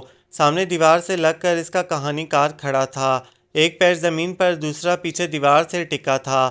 سینے پر ہاتھ باندھے فیری ٹیل کا یہ راجکمار پکا ممبئیا تھا کہ 10 ڈگری سیلسیس میں وہ کپڑوں کی 4-5 تہوں میں یوں ملبوس تھا جیسے حویلی آغا جان میں نہیں سوئٹزرلینڈ کے برفیلے پہاڑوں میں ہو۔ بلیو جرسی کے گلے سے شرٹ کی سفید کالر جھانک رہی تھی۔ اس پر لمبا سیاہ ونٹر کوٹ اور گلے میں گرے مفلر تھا۔ پچھلے دنوں کی مصروفیت بڑی شیف سے ظاہر تھی۔ وہ اس پر نگاہیں جمائے آگے بڑھا۔ شاہین کا ہاتھ اسی وضع میں ٹھہرا تھا جیسے وہ پلٹی تھی۔ عتیب نے مقابل آ کر دھیرے سے اس کی کلائی پکڑ کر یوں اپنی طرف کھینچی کہ اس کی انگلیوں کے درمیان لپٹے موبائل کا مائکروفون اب اس کے چہرے کے قریب تھا۔ اسے دیکھتے ہوئے وہ جھک کر مائکروفون کے قریب ہوا۔ یہ پینڈنگ گڈ بائی فیری ٹیل نہیں بلکہ اس کا درمیانی باب تھا۔ ہیپیلی ایور آفٹر کے بغیر کوئی فیری ٹیل مکمل نہیں ہوتی۔ اگست 14 میں شروع ہوئی اس فیری ٹیل کا لاسٹ چیپٹر ابھی اس وقت اس پل رقم ہو رہا ہے، جس کا پہلا باب حویلی آغا جان تھا، اور اس کا فائنل چیپٹر کا نام میں نے شاہین عتیب رکھا ہے۔ تم چاہو تو یہ نام بدل کر اپنی مرضی سے بھی رکھ سکتی ہو۔ سیدھا ہو کر عتیب نے کلائی سابقہ جگہ کر دی۔ جہاں مائکروفون کا رخ اس کی سمت تھا۔ اس کی مسکراہٹ مزید گہری ہو گئی تھی۔ ایک بار پھر اس کا دل خوشی سے معمور اور آنکھیں آنسوؤں سے بھری تھیں۔ شاہین عتیب پرفیکٹ ہے۔ سارے طلسم ٹوٹ گئے تھے، الفاظ گواہی سب لوٹ آئے تھے۔ اس کی آواز دل اور آنکھوں کی ترجمانی کر رہی تھی۔ گڈ۔ عتیب نے اسی نرمی سے اس کی کلائی چھوڑ کر موبائل اسکرین پر انگلی رکھی اور وہاں لہراتی لرزتی سوتی لہریں ساکت ہو گئیں۔ شاہین نے ہاتھ نیچے گرایا اور موبائل والا ہاتھ سویٹر کی جیب میں رکھ لیا۔ عتیب سامنے پروتوں کو دیکھتے ہوئے آگے بڑھا۔ کیا تمہیں آج بھی یہ پہاڑ ایسے ہی لگ رہے ہیں جو ساتھ ہیں مگر پاس نہیں، اور انہیں یہ ادھورا پن عزیز ہے؟ وہ اس کے بازو میں جا کر رک گئی۔ اگست 14 والے بہت سے خیالات بدل گئے ہیں۔ اس نے خود کو سنبھال لیا تھا، مگر آواز میں اب بھی لرزش تھی کہ یہ مسرت راحت اس کی سوچ سے زیادہ تھی۔ جیسے عتیب نے گردن موڑ کر اسے دیکھا، جیسے بنا مقصد زندگی تو گزر جاتی ہے مگر مقصد سفر کو بھی انعام بنا دیتا ہے۔ چلتے رہنا بھی منزل سے کم خوشی نہیں دیتا، اور قربت فزیکل نزدیکی سے زیادہ احساس کا نام ہے۔ میلوں کے فاصلوں پر لکھے گئے الفاظ جب دل کو چھوتے ہیں تو یہ دو لمس بھی گفتار کا فن سیکھ جاتے ہیں۔ اور اس نے بھی گردن موڑ کر عتیب کو دیکھا، جس کی نظریں اس کے چہرے پر ہی ٹھہری تھیں۔ اس وقت یہ مجھے ادھورے نہیں لگ رہے ہیں۔ پاس پاس کھڑے وہ دونوں ایک ساتھ ایک سے احساس میں گھر کر مسکرائے تھے۔ عتیب نے ہاتھ میں پکڑی کتاب اس کی طرف بڑھائی۔ شاہین نے دیکھا ادھوری رخصت کا سر ورق اے پینڈنگ گڈ بائی سے مختلف تھا۔ پہاڑوں کے پیچھے سے جھانکتے سورج والے پس منظر میں دو سیاہ سائے ایک دوسرے کے آگے ہاتھ بڑھا رہے تھے۔ یہ وداع بھی ہو سکتا تھا اور تجدید ملاقات بھی۔ شاہین نے عتیب کو دیکھا۔ انٹرپریٹیشن کے معاملے میں تمہارا خراب ریکارڈ دیکھتے ہوئے احتیاطاً اس دفعہ آسان بنایا ہے۔ وہ کتاب اس کے ہاتھ سے لے کر ہنسی تو آنسو گالوں پر پھسل گئے۔ جب میں نے پہلی بار سوچا تھا کہ تمہیں تمہاری ذاتی فیری ٹیل دینا ہے، اس وقت سے میں جانتا تھا ہمارا ہیپیلی ایور آفٹر بھی لکھا جا چکا ہے۔ بس اس کے لیے کتنا انتظار یہ علم نہیں تھا، اور تبھی میں نے خود کو ایک لمبے انتظار کے سپرد کر دیا تھا۔ وہ کتاب کے سر ورق پر ہاتھ پھیر کر مسکرائی۔ انٹرپریٹیشن ہی نہیں، یقین کے معاملے میں بھی میں کمزور ثابت ہوئی ہوں۔ اچانک اسے کچھ یاد آیا۔ اس وقت یہاں کیسے؟ کس نے بتایا؟ ذرا سا پیچھے جا کر اس نے دونوں بازو پھیلائے۔ حویلی آغا جان کا نیا مالک عتیب حیدر؟ ہاں، اس کی حیرت بجا تھی۔ شانوں کے مقابلے میں شاہین سعید کے متعلق پتہ کرنا مشکل نہیں، اور جب کوئی یہاں آنے کی اجازت مانگے تو مالک کو پہلے خبر ہوتی ہے۔ وہ ہاتھ کوٹ کی جیبوں میں ڈال کر واپس اس کے قریب آیا تو مجھ سے دور جانے کی کوشش میں سیدھے میرے پاس چلی آئی۔ ہمیں اس کہانی کار کو کبھی انڈر ایسٹیمیٹ نہیں کرنا چاہیے، اس نے آسمان کی سمت انگلی اٹھا کر کہا تھا۔ برسوں بعد پھر حویلی آغا جان میں رونق ایک اور شادی کی وجہ سے اتری تھی۔ اس بار چندنا مہمان تھے اور تقریب بھی بس ایک۔ اگلی صبح طلوع آفتاب سے پہلے وہ دوسری منزل کی چھت پر کھڑا تھا۔ ابھی کچھ دیر ہی ہوئی تھی کہ پیچھے قدموں کی آہٹ کے ساتھ ہی شاہین کی آواز ابھری۔ یہ دھوکہ تھا یا میرا امتحان؟ جرسی اور جیکٹ میں لپٹا عتیب ہنستے ہوئے پلٹا۔ وہ شب خوابی کے لباس پر شال اوڑھے تھی۔ تمہارا انتظار؟ اس نے اپنا ہاتھ آگے کیا۔ شاہین نے مہندی سے سجے ہاتھوں میں اس کا ہاتھ تھاما اور اس کے برابر کھڑی ہو گئی۔ ہمارا ساری عمر کے انتظار کا کوٹا پورا ہو گیا ہے، اب انتظار کرنا ہے نہ کروانا ہے۔ بس ایک دن کے لیے تمہاری طرح تنہا یہ نظارہ دیکھنا چاہتا تھا۔ ایک رائٹر کو ایسی فیکچول غلطی نہیں کرنا چاہیے۔ میں نے کبھی اکیلے یہ نظارہ نہیں دیکھا۔ جس کے پاس ایک قابل ایڈیٹر ہو وہ کر دے تو چلتا ہے۔ عتیب نے بازو پھیلا کر اس کے کندھے پر ہاتھ رکھا۔ اس نے مسکراتے ہوئے اپنا سر اس کے شانے پر ٹکا دیا۔ سورج بس نکلنے والا ہے۔ پہاڑوں کے عقب سے نارنجی شعاعیں نمودار ہوتے دیکھ کر عتیب نے کہا۔ وہ دونوں نہیں جانتے تھے آج پربتوں کے یہ سلسلے انہیں ایک ساتھ دیکھ کر کس قدر خوش تھے، اور ان کی سرگوشیاں سن کر سورج بھی انہیں دیکھنے کی خواہش لیے بیدار ہوا تھا۔ آخر یہ ایک فیری ٹیل جو تھی۔ یہ خوبصورت ناول آپ سب کو کیسا لگا؟ کمنٹس میں اپنی تفصیلی رائے کا اظہار ضرور کریں، ہمیں انتظار رہے گا۔ ہمارے چینل کو سبسکرائب کریں، لائک کریں، شیئر کریں۔